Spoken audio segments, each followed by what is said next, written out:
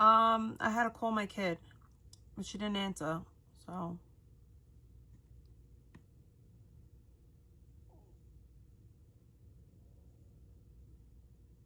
Yeah.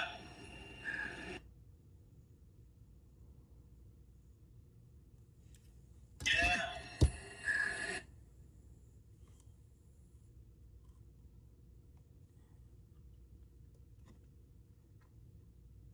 And then he be like, I don't know, cause I'm different, chat. Like, I really hurt him. You feel me? See, man. I really hurt him. Like, no BS. Like, what? Like, ask about me. I really hurt him. Like, no, for real. That's why I don't play with people, because when people start playing with my life, me and my son, off camera, I don't play, like, at all. I go for your advice, for your family, and then he be like, I don't know. Because I'm different, chat. Like, I really hurt him. You feel me? See, man. I really hurt him. Like, no BS. Like, what? Like, ask about me. I really hurt him. Like, no. She's such a delusional female to think that she could beat Blueface up.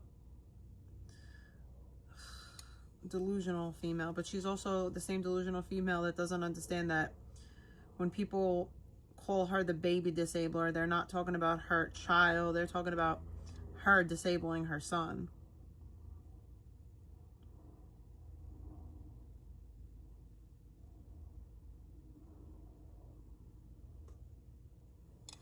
Apparently she's in denial about that fact.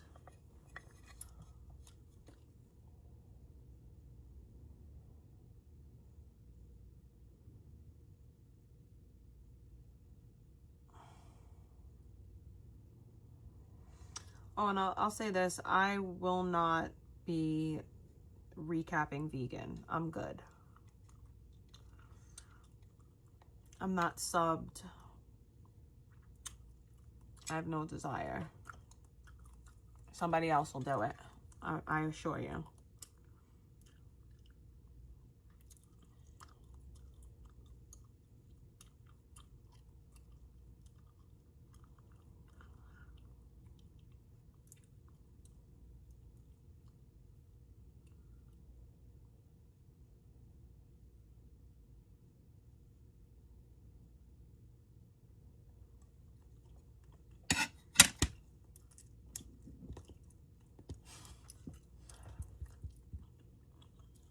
I know, I seen a clip of the cops getting called. They said that she got kicked in the stomach.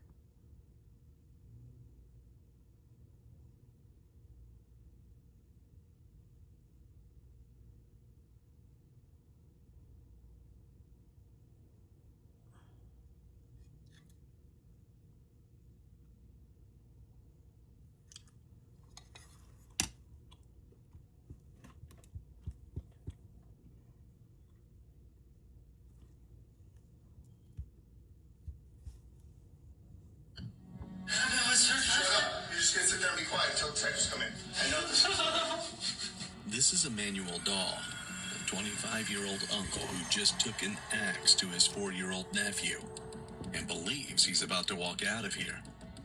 But soon, detectives will discover that underneath his tears, there's a monster. I just thought he'd be better off dead. What do you mean it's happened before? Thoughts of killing him. Thoughts of killing him? Okay. Because with each minute that passes, he'll give a darker and darker account of what occurred in his parents' basement. Look at me. This is time for you to own your shit right now. You got it? Until even the detectives can't believe what they're hearing. Are you kidding me? That's what this is about? Emmanuel, are you a monster? On the morning of April 27th, 2017, Broomfield police responded to a home in Broomfield, Colorado, where they made a horrific discovery in the basement. A 4-year-old lying next to an axe. When officers arrived, the man responsible was simply standing outside, casually smoking a cigarette, while his parents wept inside the home. His name was Emmanuel Dahl, a 25-year-old living in that same house with his parents, just one floor above where it happened. The victim was a member of his own family, someone who had been brought to that house that very morning to be looked after. Detectives brought Emmanuel into the station, sat him down, and what came out of that room over the next hour would raise more questions than it answered.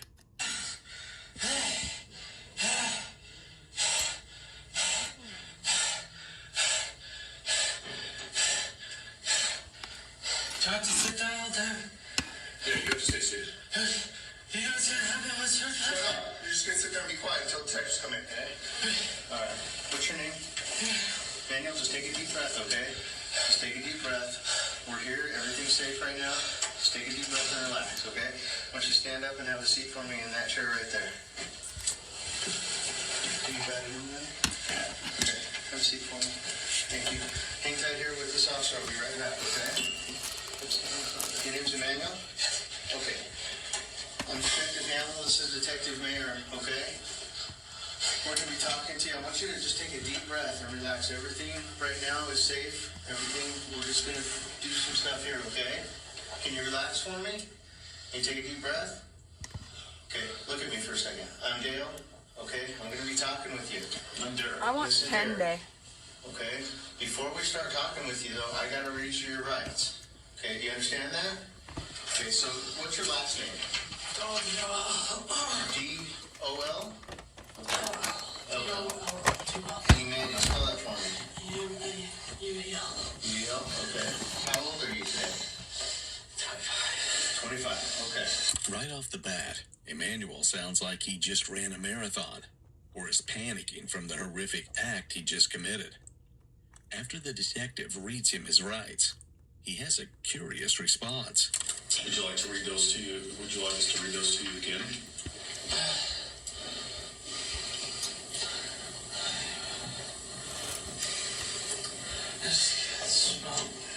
What? I'm sorry, I can't hear you. I just remain silent. You just want to remain silent? Okay. I give you background details. Well, it's up to you if you want to talk to us. He's my son. Who's your son? Okay, and who is he? How come he has a different last name? He's under He's what?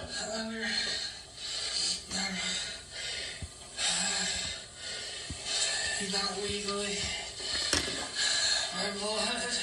Not legally your blood? No, he is my blood legally. Okay. I don't understand.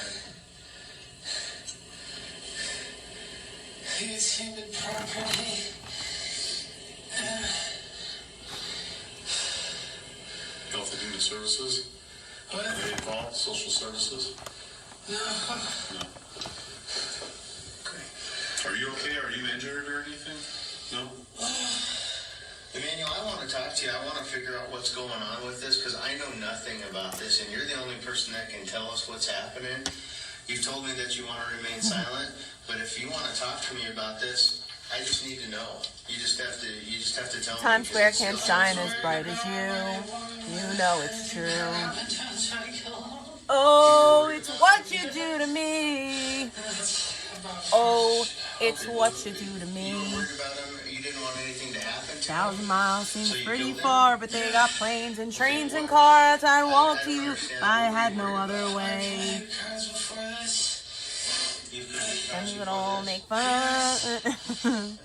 Like, The world will never ever be the same. You're to blame.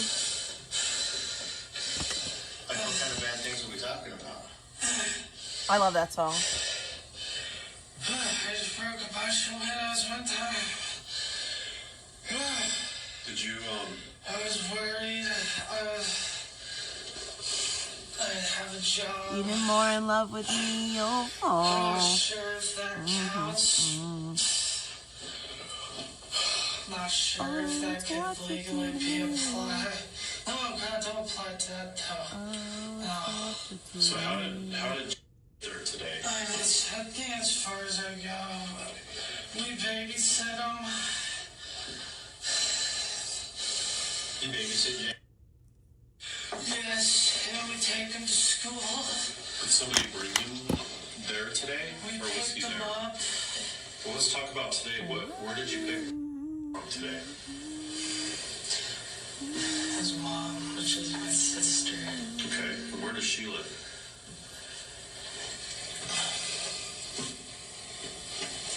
Where does she live, Emmanuel? Willow Run. Laura. What's her name?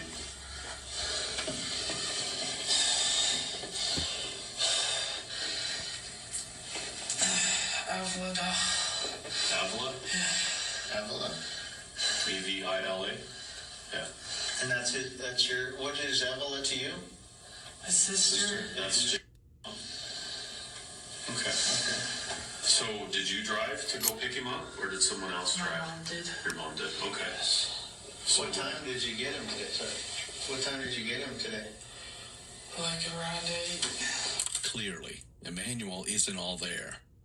In the span of 2 minutes, he has described Jace as his son, not his blood, and human property. And detectives still don't have a straight answer about something as basic as where they picked him up that morning. What they're about to get instead is something far more useful and far more disturbing. And if disturbing cases like these are your thing, consider subscribing so we can keep bringing them to you. I mean, why do they gotta be disturbing for? Why you did what you did today? Because you made a comment that you were afraid for him. Oh my god. I have. It was mainly just verbalisms. They didn't really do anything. What do you mean by verbalisms? I don't want to go into that. That's all I'm going to say. I can't say anything else. Can you tell me what you used? Company, they had that's about as far as I can't go any further. I did tell them. I don't even know. I'm kind of worried. What are you worried about?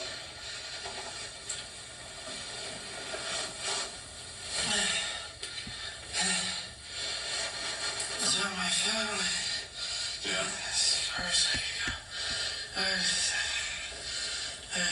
Emmanuel, and I haven't been out to your house, so I don't know, but is there anybody else there that's hurt? No, I'm worried about other people. Is anybody else hurt? I don't want to. Not that I know of. Not that you know of? Okay, this is boring. Okay, so it's just Jay hurt? Yeah, like. Here, okay, spend enough time here. I need you to understand something, okay? Do you know what you're going to be charged with when I take you back over to the jail? Yeah. What do you think you're going to be charged with? I don't know. I don't know nothing about the charges. I've been in jail. You're going to be charged in your daughter's death. Hmm? You're going to be charged with her death. What you mean? She passed away. She was dead when you guys called us. She was already dead. My daughter is dead? She's dead.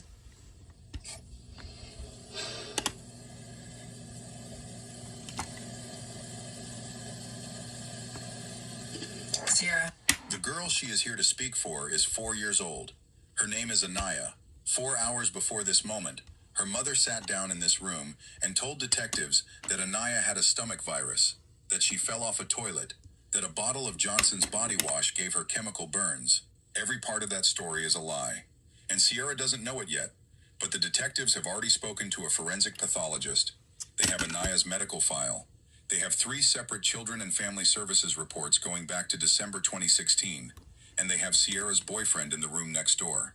He is not telling the same story she is. Sierra. She was dead for hours before you called 911. Speak for your daughter. Tell us what happened, Sierra. He just woke For your up. daughter. I'm speaking. When we woke up, he just said, "Did you smell something?" That's all he said. It was rude that we had smelled. When do you think she died? I didn't know. You think she died But she overnight? was. No. The suspect has just been told her daughter has been dead for hours. The evidence exists. The timeline exists. The boyfriend's contradictory statement exists. And still, in the very next breath, Sierra will insist that Anaya was breathing. Insist that Anaya was alive. Insist.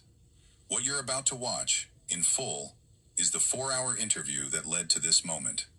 Before we go back to the beginning, we need to introduce you to Anaya Day. She was born September 13th, 2013 in Cleveland, Ohio. On the day this interview is recorded, she is 4 years old. She wears her hair in pigtails, 7 or 8 of them. Her mother will tell detectives, small ones, the kind you put in when hair is curly with conditioner in it. She That's goes not to daycare at a pigtails. place Those called are Get braids. Ready, Set, Grow on Lakeshore Boulevard, where her mother works as a teacher. She lost her first tooth about a week before she died, and her mother and her mother's boyfriend put $5 under her pillow and told her it came from the tooth fairy.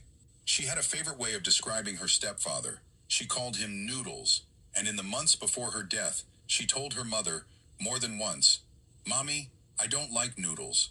Her mother heard her and did nothing. Sunday, March 11th, 2018. Damn, son. Around 4 in the afternoon, dispatchers with the Euclid Police Department in Northeast Ohio receive a 911 call from an apartment at Cultural Gardens. The caller is a man named Deontay Lewis. He tells the dispatcher his girlfriend's 4-year-old daughter has stopped breathing. Paramedics arrive at apartment 213 within minutes. They find Anaya Day on the floor. She has a swollen, lacerated left eye, a contusion on her forehead, skin peeling from her legs in patches. She weighs less than 20 pounds. She is already gone. The paramedics do what they can, but the forensic pathologist who receives her body will tell detectives she has been dead for hours before that 911 call was made. By 12:20 a.m. on the morning of March 12th, Sierra Day is sitting in an interview room at the Euclid PD headquarters on East 222nd Street. Detective Prozac will lead the interview. Detective Her Prozac? supervisor, Sergeant Craig Morawski, is also That's a present. joke. Deontay Lewis is being interviewed by another team in another room. Sierra does not know what he is saying. Watch how she answers factual questions about her own life. Remember what her tone sounds like right now. Because in a few hours, when the questions start touching what happened to Anaya, the tone will change. And you'll only recognize the change if you watch the baseline. Okay. Did you notice that the employees next door have county uniforms on? So they're county and we're city.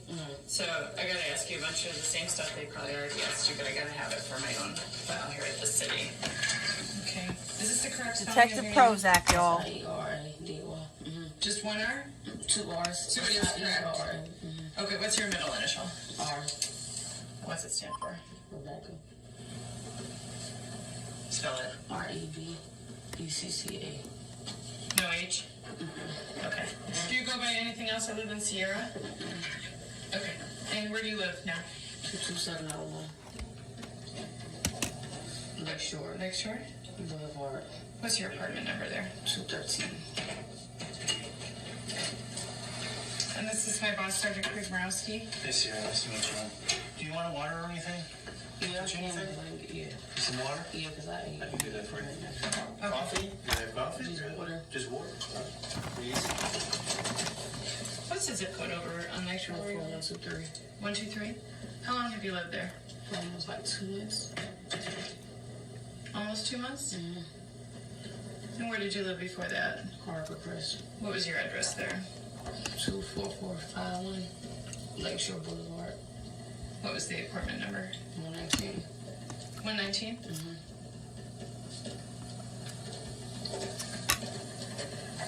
Do you know what the zip code was at Harbor Crest? Same one. Same? And how long did you live in the apartment at Harbor Crest? 2 years. 2 years. How old are you now, Sierra? 23. What's your date of birth? 7/20/94. July 20th, 94. 1994? Where were you born? What year? 1994. No, where were you born? Oh, Cleveland. Cleveland? Okay. What's your phone number? 216-526-0790. 0790? Okay. Are you black, white, mixed? Black, African American. Okay. How tall are you? About like 5'3". And how much do you weigh? You don't have to tell me if you don't. I'm around like 143. Okay. Our girls are funny about that sometimes. I get it. Would you say hers brown? Black. It's black? Okay. So naturally it's black? Mm-hmm. Okay. And are those sew-ins? What are... You might as well say yes, sew-ins. They're sew-ins? Is that correct? Okay.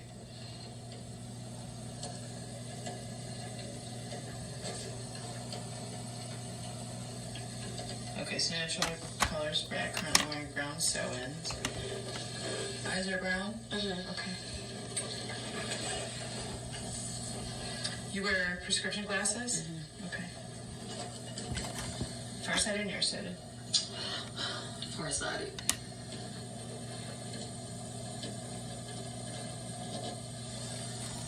Do you want a religion on file? Thank you. Like, are you Christian, Muslim? Christian. Okay. What's your social? Dang it, this one's a little too thick then. Do you have any tattoos? Yes. What do you have on your left arm? This one. No, right here. It's a rose, and my daughter's name, Anaya. Can I see it? Oh, it's colorful. Okay. Okay. And this one says, prayer hands through God, all things are possible. And Anaya is N-A-N? A-N-I-Y. Okay. And I have like a little rose right here. Okay. Have you ever been married? No. No?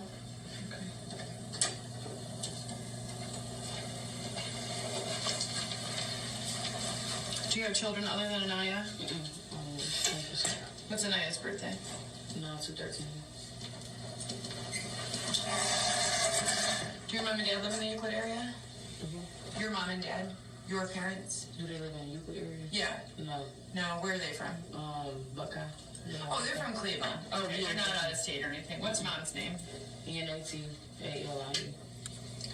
Natalie. What is it? N-A-T-A-L-I-E. Oh, her name's Natalie. What's her last name? D-A-Y. Same as yours. Do you know your mom's date of birth? September 7th. September 7th? Yeah. Do you know what year your mom was born? Do you know about how old she is? 50. Okay, so she's approximately 50 years of age. And what's dad's name? E-D-I-E. D-A-Y. Do you know dad's birthday? December 20th. December 20th? Do you know what year? Approximately how old is your dad? 69. Oh, he's 69. So he's quite a bit older than your mom. And they're both your natural parents? Okay. Do you have siblings? I have a twin. Do you have a twin? Boy or girl? Boy. Okay. I have a twin brother as well. Sometimes people ask if we're identical, which obviously is medically impossible when you're the opposite gender. What's his name? Isaiah. I-S-A-I-A-H. I-S-A-I-A-H. Is his last name Day as well? And his birthday is? Same. 7/20. Do you have any other siblings besides your twin, Isaiah? There's 10 of us. Oh, there's 10 of you. Okay, and where do you fall in the line of ages? Well, me and my brothers were 23. Back to back, basically. 23, 24, 25, 26. Like that. Okay, who's the oldest and who's the youngest? Oldest is Alden. How old is he? 26. No, 27. Okay, so a lot of kids quickly in succession. How many brothers do you have total? It's 5 and 5. Okay, so you have 5 brothers 5 girls. and 4 sisters. Is that right? Yeah, because I make 5. So the oldest is 26, and how old's the youngest? 23, which is me and my brother. Oh, you're the babies? Oh, okay.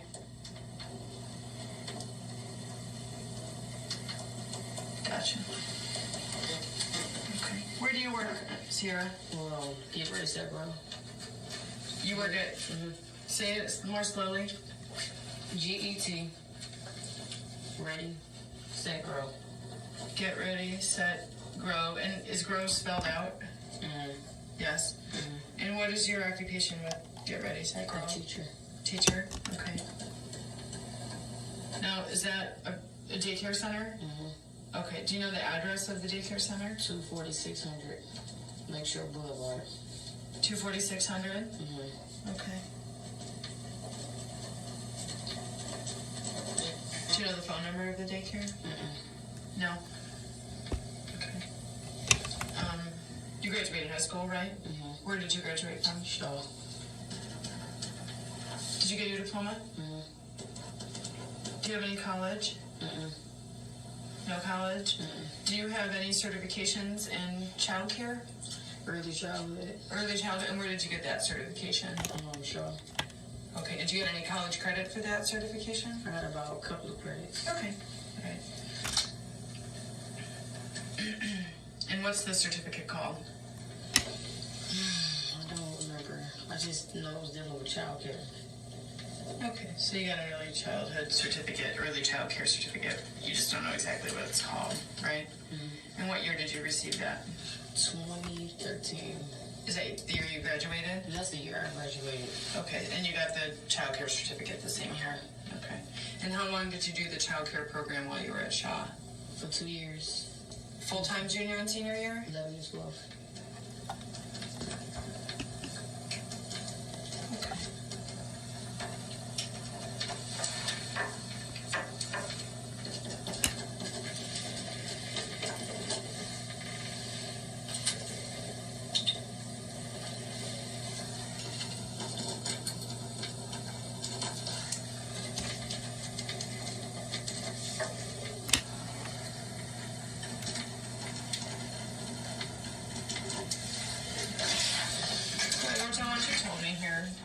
It's just our internal file number there. I already got your first and last name, so I added your middle name, Rebecca. Your only child is Anaya, born 9/2/13, right? Mm-hmm. Okay. Eddie Day is your dad, December 20th, about 69 years old. Mom's Natalie, about 50 years old, born September 7th. You have a twin, Isaiah. Other than him, you have 4 other brothers, 4 sisters. You were all born in succession, so the oldest is 26, and you and your brother are the youngest. Is that correct? Mm-hmm. Okay. You got your diploma from Shaw High School, right? Let's sit down here. And full-time in your 11th and 12th grade year, you studied early child care. Okay, you got that certificate and your diploma from Shaw in 2013. Okay. Currently work at Get Ready, Set, Grow. It's a daycare. Your occupation there is teacher. And it's at 24600 Lakeshore. You said you didn't know the phone number. Okay. You were arrested yesterday, which is the 11th of March, on the charges endangering children. I'm Krozak. You can call me. One detail from that intake matters more than it looks.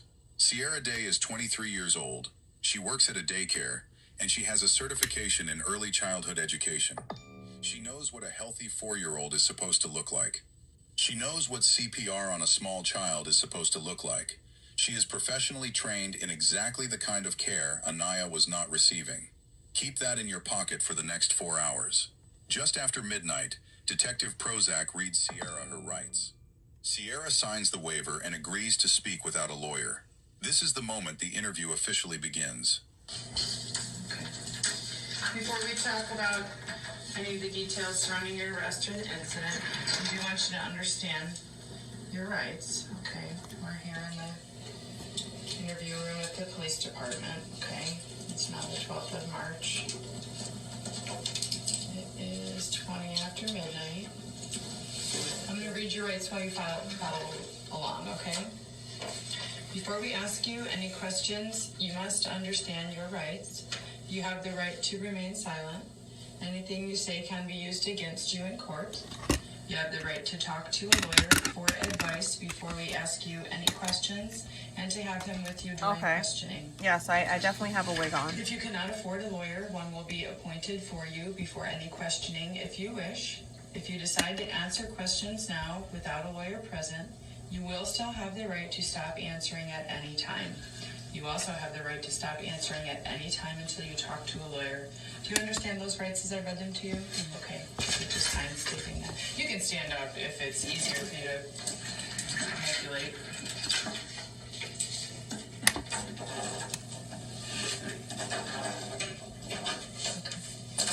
I'm going to read to you now this next statement, okay? As it applies to you in the first person, so just follow along, okay? I, Sierra Day, have read this statement of my rights, and I understand what my rights are. I am willing to make a statement and answer questions. I do not want a lawyer at this time. I understand and know what I am doing. No promises or threats have been made to me, and no pressure or coercion of any kind has been used against me. Do you understand that statement as I read it to you? Okay. So if you'll sign stating that you do understand your rights and you're still here willing to speak with me. Now just witness your statement. Detective Prozac opens the substantive interview with the softest possible question. She invites Sierra to tell her own story, in her own words, uninterrupted. What Sierra chooses to volunteer here, before anyone has challenged a single detail, will become the foundation the rest of the interview is measured against. Listen for the words she uses. Listen for the timeline. Listen for a stomach virus, a trip to Red Lobster, and a nurse hotline she found on Google. Okay. So we have a lot of questions we want to ask you, but first I want to give you the opportunity to talk about why you're here and what led to you being brought in today. When it started. Oh, because I called the ambulance today, which my dude had called because we was very concerned for my brother. My daughter had started breathing. Okay. We went to Red Lobster, which was Thursday, and it was the first time going there. And I ate a lot. She ate, what do you call them? It was like some pasta spaghetti with, what do you call that? Pasta spaghetti with pasta spaghetti, it's not crab legs, but it's shrimp. With shrimp, and she had some other stuff or whatever. But she was doing fine when we was there. She was having a good time. When we left, we went home as a family, sat down, watched movies and stuff. We noticed Anaya started acting weird after we gave her like snacks and stuff. She threw it back up. So I called the nurse hotline, which is a 24-hour line or whatever. And I said I was very concerned. We left Red Lobster. I want to know why is my daughter throwing up. She said it could be a stomach virus. So I said, okay. And to my knowledge, I know Anaya is not allergic to nothing. So what I did, I gave Anaya ginger and I gave her Tylenol. She threw that back up. So I just laid her down. Because I just assumed it was probably a stomach virus. And the nurse was like, just let her lay down. She probably just want to rest. So then come Friday, and I was still pretending to do the same thing. And also, Thursday night, she peed on herself. Okay. And then I normally goes to the bathroom. That was awkward to me. She did that twice. When did you call the nurse again? I called Thursday.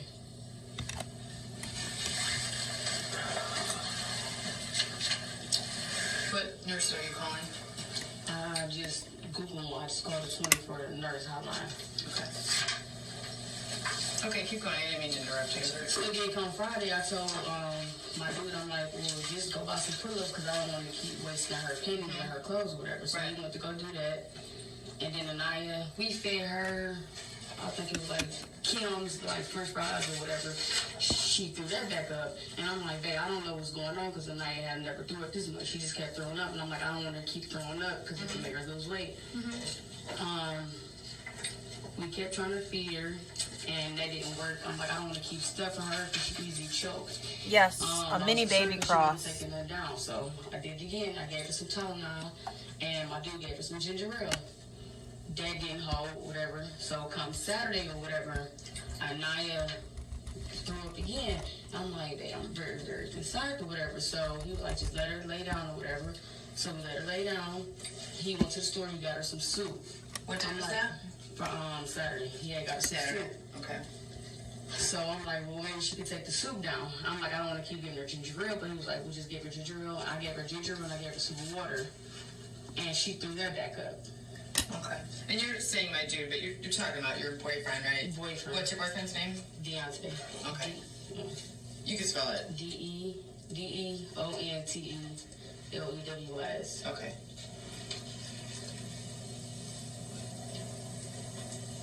All right, so then what happened? So come Saturday or whatever, he was like, just let her rest, don't bother her.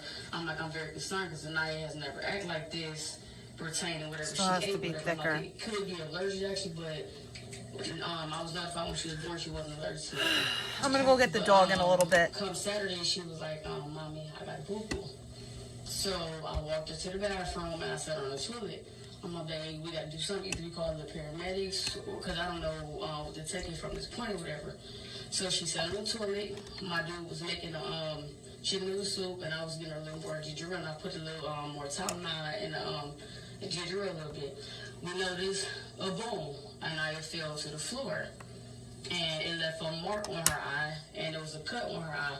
So I put peroxide on it, and my dude had put some ice on it or whatever. So we took care of that. She was doing a little okay. But he was like, call the paramedics. I'm like, well, baby, just see how far it leaves from here. So we let her go. We let Anaya go to sleep or whatever. It comes Sunday. Me and my dude was asleep or whatever, and he was like, hey, you smell that? I'm like, no. And it was boo-boo, as if she was just moving around the bed or whatever. So I took her out the bed, and I just started rubbing the bed down, washed her up. I had to take her hair down because it was boo-boo on the bed, as if she was moving. I was like something was wrong. Washed her up, or whatever. She was doing good. When I noticed when she was in the tub, she was just doing some... People like this shouldn't have children. When was this? Sunday. She was doing some aqua breathing or whatever. So I took her out the tub. I'm like, baby, I think we're going to have to call the paramedics. I don't know what to do.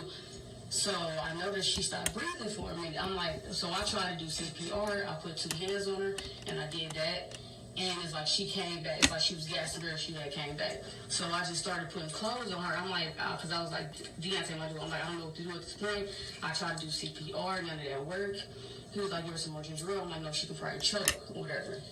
So I'm like, just call the paramedics. So as he called the paramedics, I was talking to a young lady or whatever. She was taking me through the steps that I already did. And she was like, keep doing 15, whatever you call that, over and over. And I kept doing it, and it didn't work. And then I just prolonged this procedure until the ambulance got there, because I didn't know what to do no more. And I already knew it was going to lead to detective. Notice the sentence Sierra ends her opening on. Not, my daughter died in my arms. Not, I want to know what happened. She ends on, I already knew it was going to lead to detective stuff because of the eye situation. 9 minutes into telling the story of her 4-year-old daughter's death, and the concern that surfaces is how it's going to look. The eye, the situation, detective stuff. This is a baseline observation. File it away. It will matter again. Detective Prozac zeroes in on the injury Sierra herself just called troubling. The eye. Lead to detective stuff because of the eye situation. Okay. But You're right that the eye situation is troubling. When are you saying that happened, that she fell off that the happened toilet? Saturday evening. Saturday evening?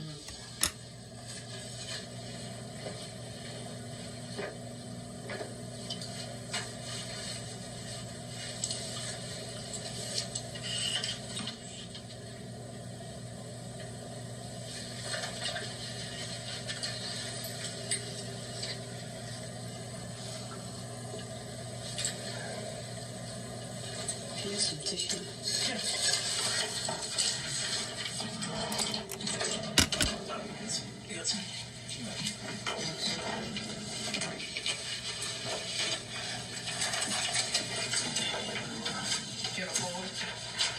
No, this is drowning. Oh, okay. I got you.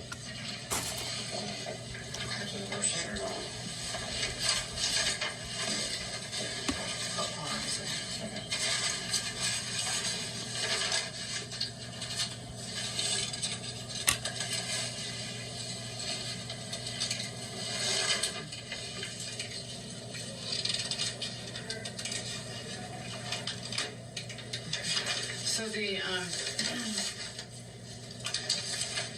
said that she fell.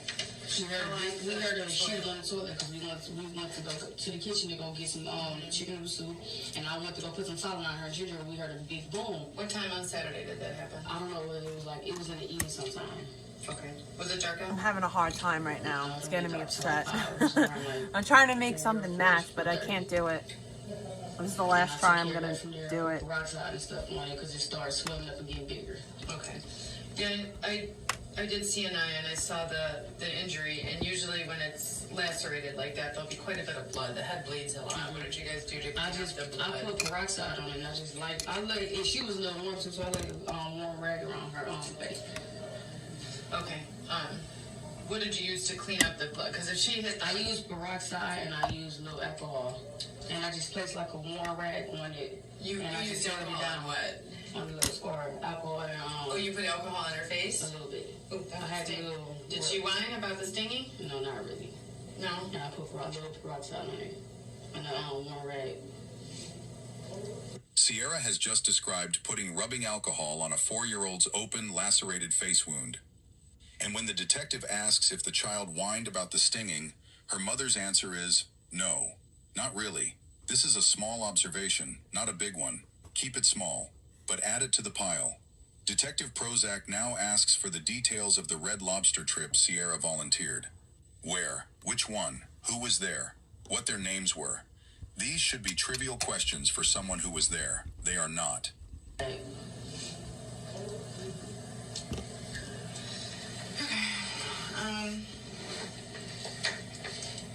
Who was at Red Lobster with you guys on Thursday? It was me, my dude, and a couple of his family members. Okay, so give me the list again. Give me first names. It's you, right? My dude Deontay, and he had like a couple of family members. Who was there from his family? I mean, I don't really be around his family, so I don't know. You can ask him. Okay. What Red Lobster did you go to? The one in Willoughby. One in Willoughby. Okay. What other restaurants are by it? I don't remember. I wasn't paying no attention. That was my first time even going to Red Lobster. Okay. So you got That's the best it's gonna you get. and Deontay, and who else is there? His family members. Which ones of his family members? It was Their names. uh, or We're what gonna names? use this. I don't know his family This one is members. called Olive, and this This is is the not chrome there? we're gonna use. We're gonna dust it all over. Was his brother there? It was a cousin. He had a cousin. I guess it was her boyfriend and 2 other people. It was like a quick thing just to get together everybody at like Red Lobster His cousin, her boyfriend, and 2 other people. and 2 other people? And who are the other people? His family members. Okay. Was his brother, do you know his brother? You want to know his brother? Yeah. I mean, yeah. What's his brother's first name? I don't really know. You don't know his brother's first name? Was his brother there? No. Not there? Do you know the name of his brother's son? JC Was JC on there that night? No.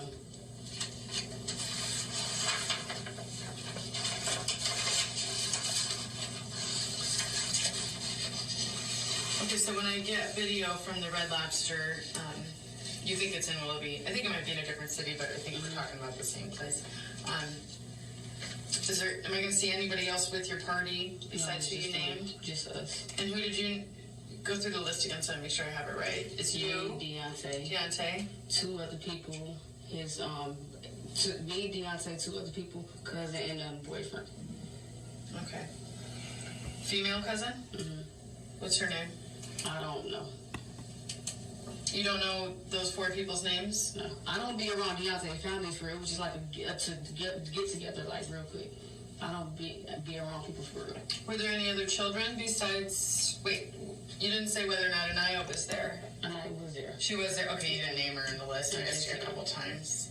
Okay, was Anaya the only child? No. What other child was there? Oh yeah, Anaya was the only child. JC, I wasn't there. Okay.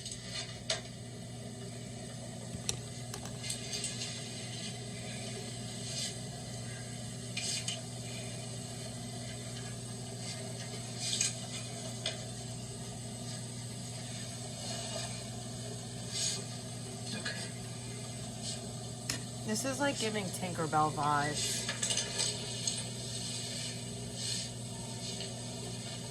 Detective Prozac has just planted a flag. She's told Sierra, when I get video from the Red Lobster. That's a strategic move. She is telling the suspect the story is checkable. Watch what Sierra does with that information. She doesn't adjust the story. She doesn't add a detail that would help find the footage. She simply says she doesn't remember which Red Lobster, and she doesn't know the names of any of the people she was there with. Later in the interview, Sierra will admit there was no Red Lobster. Now you know when the detective first felt it. Detective Prozac shifts to a topic Sierra will actually talk freely about: her boyfriend. She met him 10 years before Anaya died. They reconnected in July 2017. By August, he had moved in. Okay. When did you first meet Deontay? 10 years ago. Okay, and then when did you guys start dating? We started dating around like July.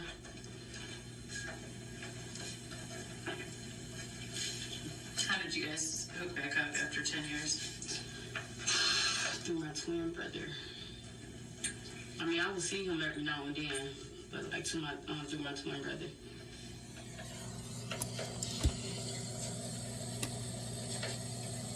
Did your twin brother set you guys up?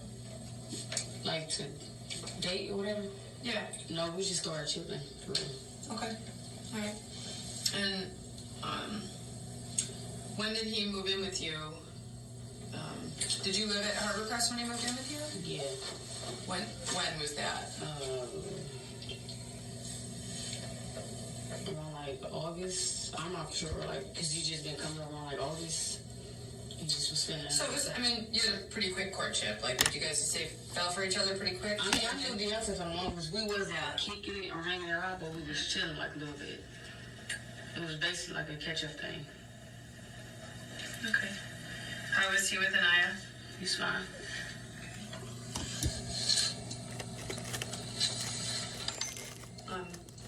And then what made you guys move out of Harborcrest and into Because maintenance was poor. What was poor? Maintenance was poor. Was nothing getting done.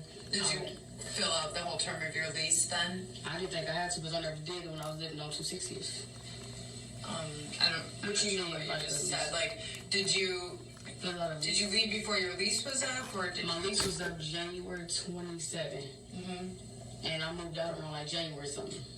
Oh, so you didn't get evicted or anything? No, I didn't get evicted. No eviction. No. Okay, so you just. So I called him. I called the phone, let them know that I wanted to move because it was poor maintenance. Okay. All right. Okay. Some of the injuries on Anaya today, I want to ask you questions about. Okay. We already talked about the eye. You explained how you said that happened. She also has a bruise on her head right here. What is that from? I mean, she fell straight to the floor. She fell straight to the floor? Straight to the floor. When? Saturday evening, like I told you, she fell straight to the floor, and that's when I started doing all the nursery stuff on her, peroxide, putting the warm stuff on her face. Where did she fall to the floor from? From the toilet. By the bathroom, by the bathtub. And it was a real loud boom because it caught me in my due attention. Okay. Did you see her fall? No. The kitchen is right next to the bathroom. Okay. She had the boo-boo, so I just let her sit on the toilet. And we just heard the boom from there. Because he was getting her soup and I was getting the ginger ale. Okay. And when I heard that, and that happened when again? That happened Saturday evening.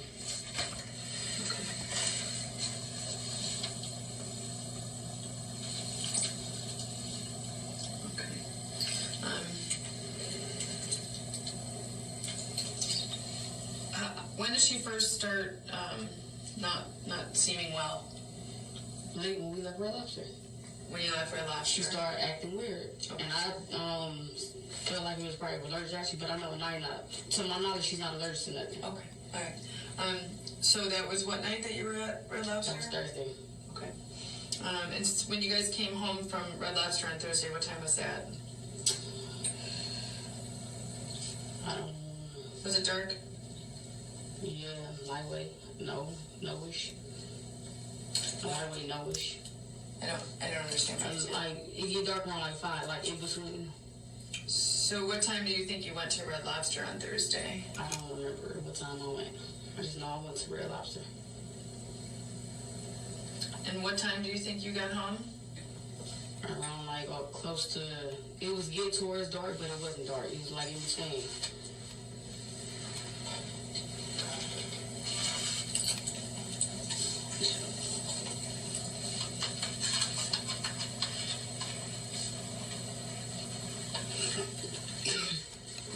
Okay, and once you got in the house, who's coming home with you on Thursday night from Red Lobster? Just me, Deontay, and Naya. You, Deontay, and Naya? Okay. And then you're in the house. When is the next time that you leave the house? The next time, I don't remember. Oh, he left to go get pull-ups. When was that? Friday or Thursday, because she started peeing on herself. Okay, now you're saying maybe it was Thursday? I don't remember the exact day. I just noticed my daughter started peeing on herself, and I just told my dude to go get pull-ups. Okay. Because I didn't want to waste her clothes or pennies that she put on. Okay. So it needs to go get pull-ups, you think maybe Thursday or maybe Friday. Friday night, do you guys all sleep in the house on Friday night? Mm-hmm. What about Thursday night at Red Lobster? Sure do. Everyone sleeps in the house? I'm just trying to make a timeline of where everyone was at what time. Yeah. Okay. So Thursday night, overnight, everyone's in the house. Mm-hmm. And when I say everyone, I mean you, Deontay, and Naya. Mm-hmm. Okay. Friday night the same? Mm-hmm. Okay. Sierra has just locked in a timeline. Nobody leaves the apartment from Thursday night forward, except Deontay for pull-ups. Everyone sleeps at home every night. No visits from anyone. Hey, no Nancy outside girl. witnesses. Sierra is boxing herself in. The story only works if nobody else was ever in the room. And the reason the story needs nobody else in the room is because there was nobody else in the room. Okay. Did you leave the house at all? Bless you. Did you leave the house at all between Thursday night getting home from Red Lobster? No. Okay, what about I stayed in the house. Saturday? I stayed in the house. Okay. She started acting weird, so it was no point in me going nowhere. Did you ever leave the apartment Thursday besides Red Lobster? I mean, I went to go check my mailbox. That's about it. Okay. What about Friday or Saturday? Did you ever leave the apartment? Nope. Like I said, she was acting weird, so it was no point in me leaving. What about yesterday, Sunday? Did you leave the apartment at all? Okay, so you never leave.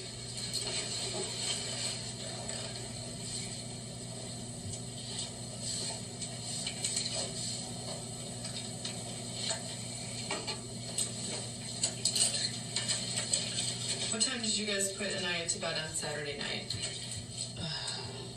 We put her to bed as soon as she started doing the same thing. I don't remember at all. I don't remember what time we put her to bed. I don't remember at all. Okay, you said you put her to bed as soon as she started doing the same thing. What does that mean? Throwing up. She's not even staying.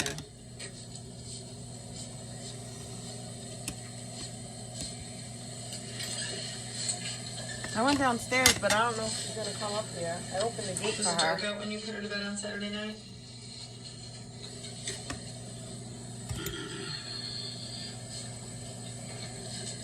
Yeah. Nala! Hi, girl! Just snuck in. Hi, How girl. did you do overnight Saturday night sleeping? You better not poop and pee up here, because I'm getting sick of that crap. She did. I know you're gonna. I know you're gonna, but Well, I stayed up and watched TV. hopefully Do you you know what won't time you went to because it's sleep? late and you didn't eat anything. I go to bed at different times. Get out from under my desk. Get And out. what time did Get you out. wake up on Sunday? Get out. Get out. Sunday, I woke up. Get out. To when my Nolly, dude get out. said, "Do you Thank smell you. this?" Which was Google. We smelled in the bed What time was that? around like in the evening. In the evening. You stayed in bed until the evening on Sunday? Mm-hmm. What time do you think the evening was? Say it again. What time do you think it was in the evening on Sunday? I don't remember. I was more focused on Naya and the way she was acting. Okay. And when you say boo boo, you mean It was you mean watery. feces, right? It was watery. Okay, but it's poop or extra Yeah. feces, right? we're not talking about anything else, just because some people's word for boo boo is. I thought you were trying to say if it was like diarrhea or something. Oh, okay. So you're just referring to the consistency of the stool, but we are talking about poop, stool, feces. You just call it boo boo. Okay, just wanted to make sure that we're referring to the same body excretion.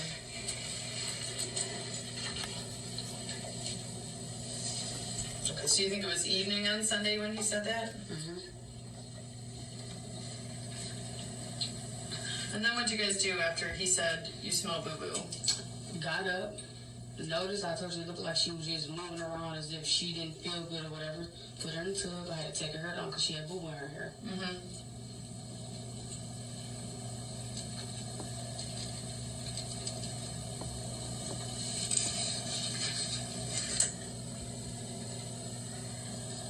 What was her hair like before you took it down? I had pigtails, ponytails. How big are her ponies? Like, I had about like 7 or... Because they're, so like little ones? She has pretty short hair. Little. No, it's when you put conditioner, people hair, your hair get curly. I do hair, it get curly. Her hair get real curly. So their pigtails were longer than what? No, that's what anybody hair. That's what my hair too. When you put conditioner in kids' hair, anybody hair, it curls up and it looks short. My hair even looks short when I put conditioner in there. Okay. I put shampoo in this conditioner. It's called to make your hair get like short, but it's not short. I got you. I hear what you're saying. Okay. Okay. And then you tried to wash her up after she... No, I did wash her up. You did wash her up? Okay. Just go in the bed. And then what happened after you had to wash her up from the boo-boo on her? And then I put the filler back on, wipe it down with cocoa butter. Put a little cocoa butter at the top of her forehead.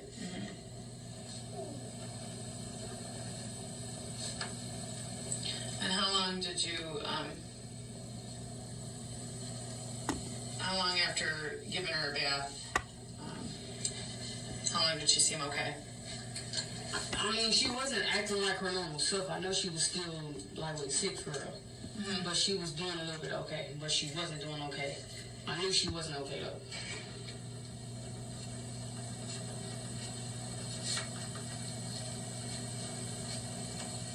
What made you think she wasn't okay? Because she wasn't acting like me. I hyped her. Talkative. She's very talkative. She wasn't talkative. Okay. She would just be like, "Mommy, I'm sleepy. Mommy, I want to lay down." That's why I just felt like it was a virus or something. My stomach virus, like the nurse told me, was probably like a stomach virus. Because the night is not allergic to something. I'm allergic to nothing. Okay. Okay, so then she didn't seem to be doing well, wasn't herself. Said she was sleepy. She was doing a little bit okay. You knew she wasn't okay. And then how long after that did you notice a change? She wasn't responding for real. How long? How long after you gave her a bath? The only thing she kept saying when she was in the tub, "Mommy, I don't want to go to sleep. I want to lay down." So Sierra has now described giving a 4-year-old with a swollen, bruised eye a bath. She describes putting cocoa butter on her. She describes the child saying, "Mommy, I want to lay down." At every point in this account, Anaya is alive. The medical examiner disagrees. So does the boyfriend in the next room. But watch the detective's discipline here. She is not challenging. She is not correcting. She is letting Sierra lock the story down word by word. Because a story locked down is a story that can be measured. That's how this ends. Detective Prozac now does something specific. I still She can't get turns over the fact Sierra's that the own daycare detective's training name into a fact on is the record. Detective Because if Sierra Prozac. has been trained in pediatric CPR, then the story that Anaya just stopped breathing suddenly, and mom didn't recognize it, cannot survive.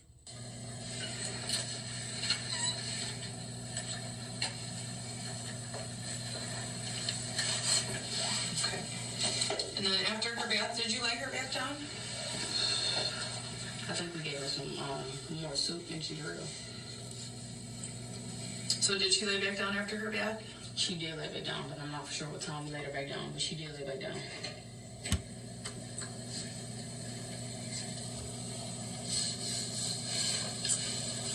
Do you know how long after her bath it was? No.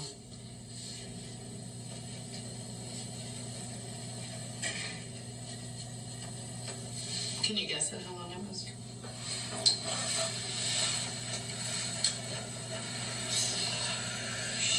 So,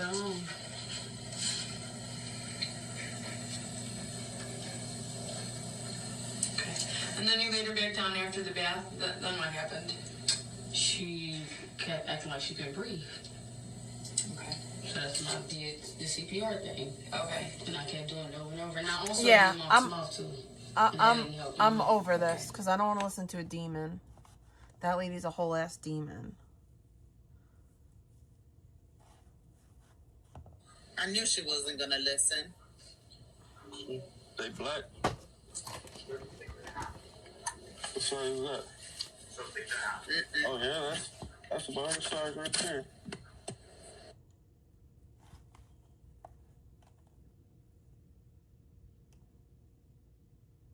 There's something wrong with methane. I gotta rinse this out. Noah! What the heck? Get over here. Bad girl! Bad girl! Friends, today's Muppet is Nicole Max. Don't now, go- her roommate was don't go found my dead. garbage. Police have her as a suspect. God, you I'm just gonna got up start here and already with you're her being causing taken havoc? to the police station. Alright, we're gonna go across the hall, Bad please. girl, Noah. Bad girl.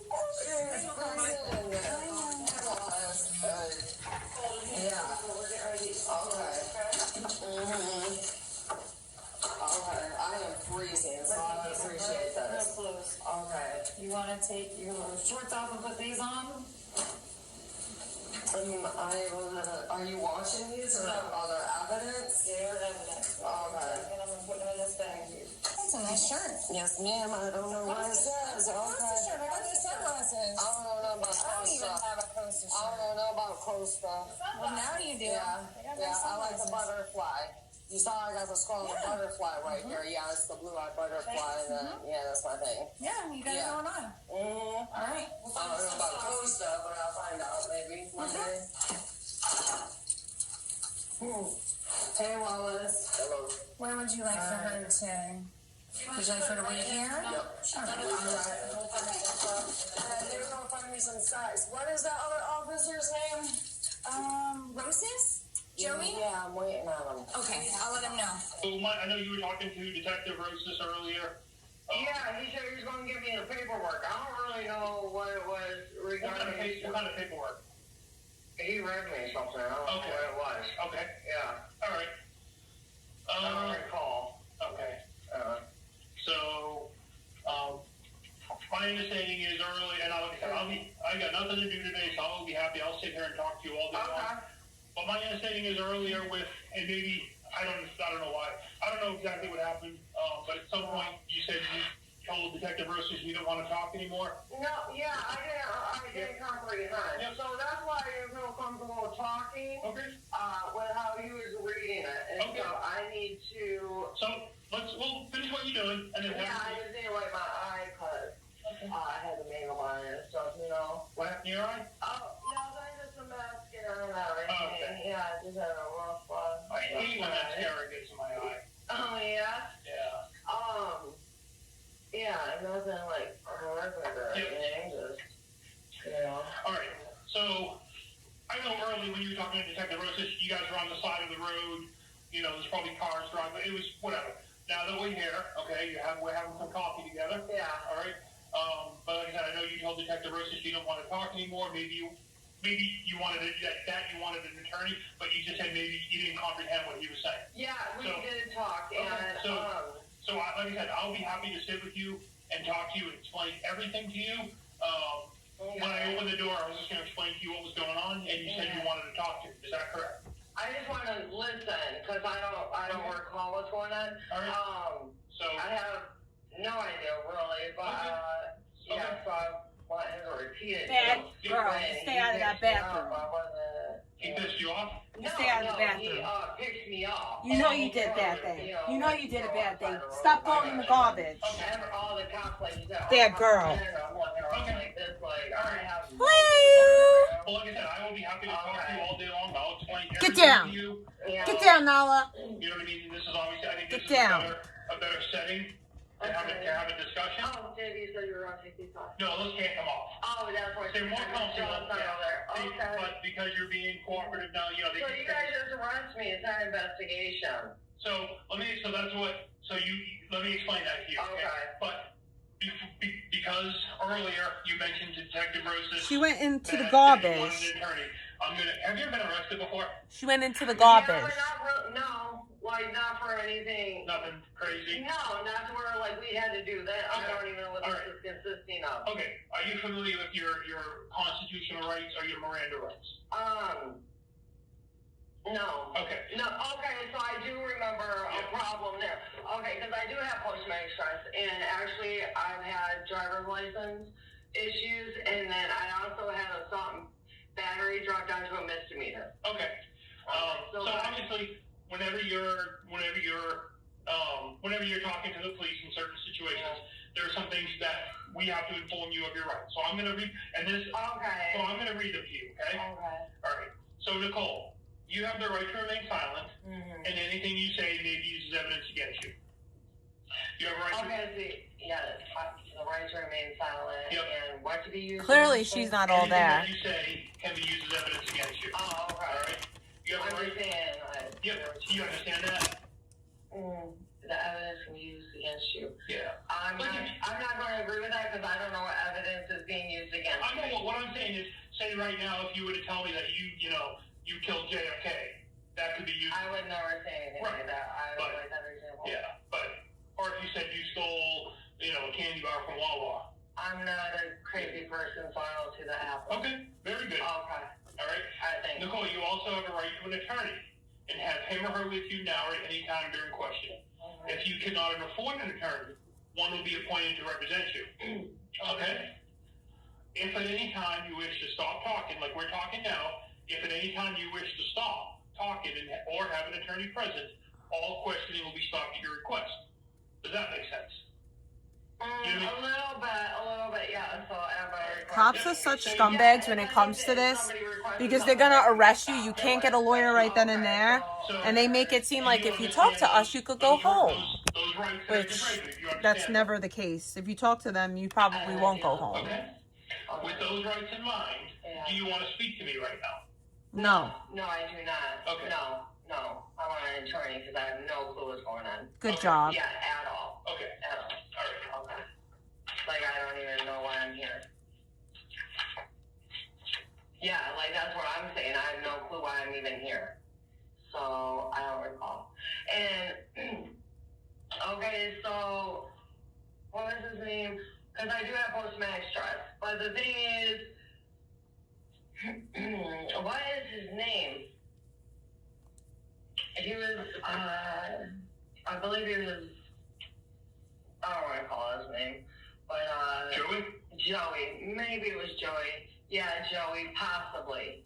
He, even had me ask his name back again, I'm going to try to get the rest of this glue out of this.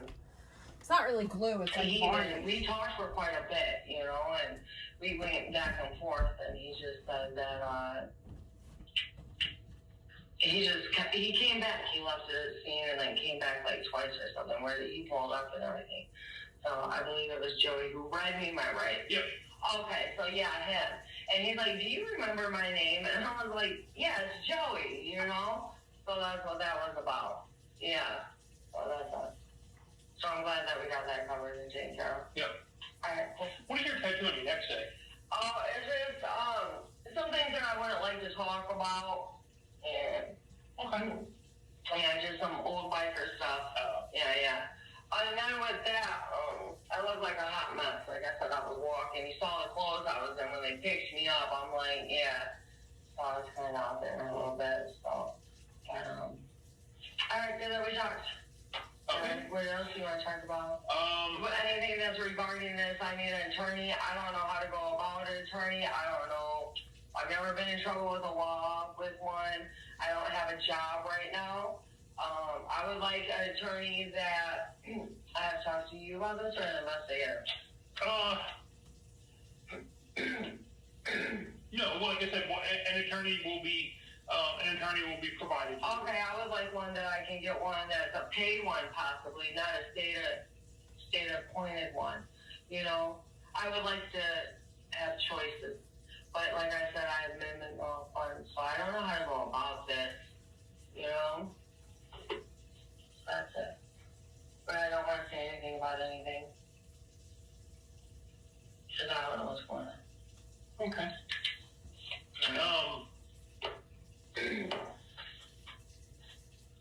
So obviously, you know, so you gotta go to jail today, okay? Okay, for what though? For tampering with evidence and tampering with evidence, and I believe resisting arrest. Okay. I never resist arrest, and I wasn't tampering with evidence. I don't even know what evidence would be here with me. Okay. So I don't recall. On a side note, like I said, we don't have to talk about that. I want to make sure you're okay. Let's just give some scratches on your Yeah, I arm. have no clue what I'm here for. Yeah. Yeah, I do have a lot of things on my body and I gotta go to arms New and stuff Jersey like tomorrow. That. So, these are self-made. Okay. I did these to myself. Okay. I've been. We gotta like space out. Come on, y'all. Yo, Give me she's to so 500 likes, please. Please, everybody. Oh, you ain't even got to leave the video. All you got to do is push the back button. And hit the like button. Hit the thumbs up, y'all. We're just- commentary. No, that wasn't even a commentary. You're just watching Blueface and Krishan. That's corny. Blueface ain't shit.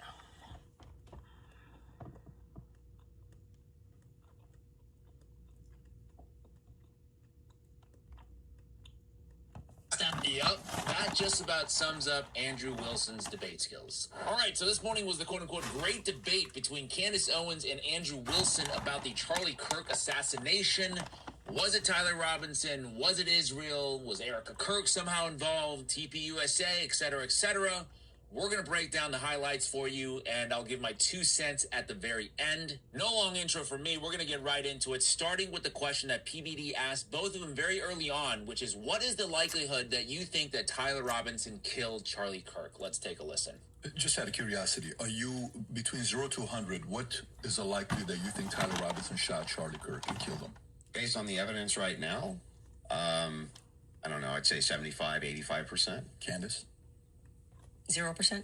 0%. I'm at 0. So, with what we've seen in terms of the evidence, I'm at 0%. Look, I'm not at all surprised that Candace would say 0%, given some of the very strong claims that she's made about Tyler Robinson being a patsy or that Erica Kirk is quote-unquote complicit. But Andrew saying 75, 85%, that's like C, C+, B-. Not exactly super strong in terms of overwhelming, I would say, considering he's paying Candace $300,000 to debate her. Right, I just want to pull up this tweet from Andrew. This is from July 9th, and he says, quote, "The evidence is so overwhelming and damning in just this hearing alone," and he's talking about the preliminary trial, "that it boggles the mind anybody can still be pushing the Tyler didn't do it narrative." Again, I don't know, it's just me, but I would certainly not equate 75% to, quote-unquote, the evidence is so That debate wasn't even that great. And on top of that, if I paid $300,000, I would think I had a little stronger conviction than 75%. Anyway, so it goes. A big point of contention in this debate is them two arguing over what constitutes overwhelming evidence, because certainly one side could see a blurry image of someone they say is Tyler Robinson, connect that with some text messages that they say Tyler sent and say, yeah, I'm convinced that he did it.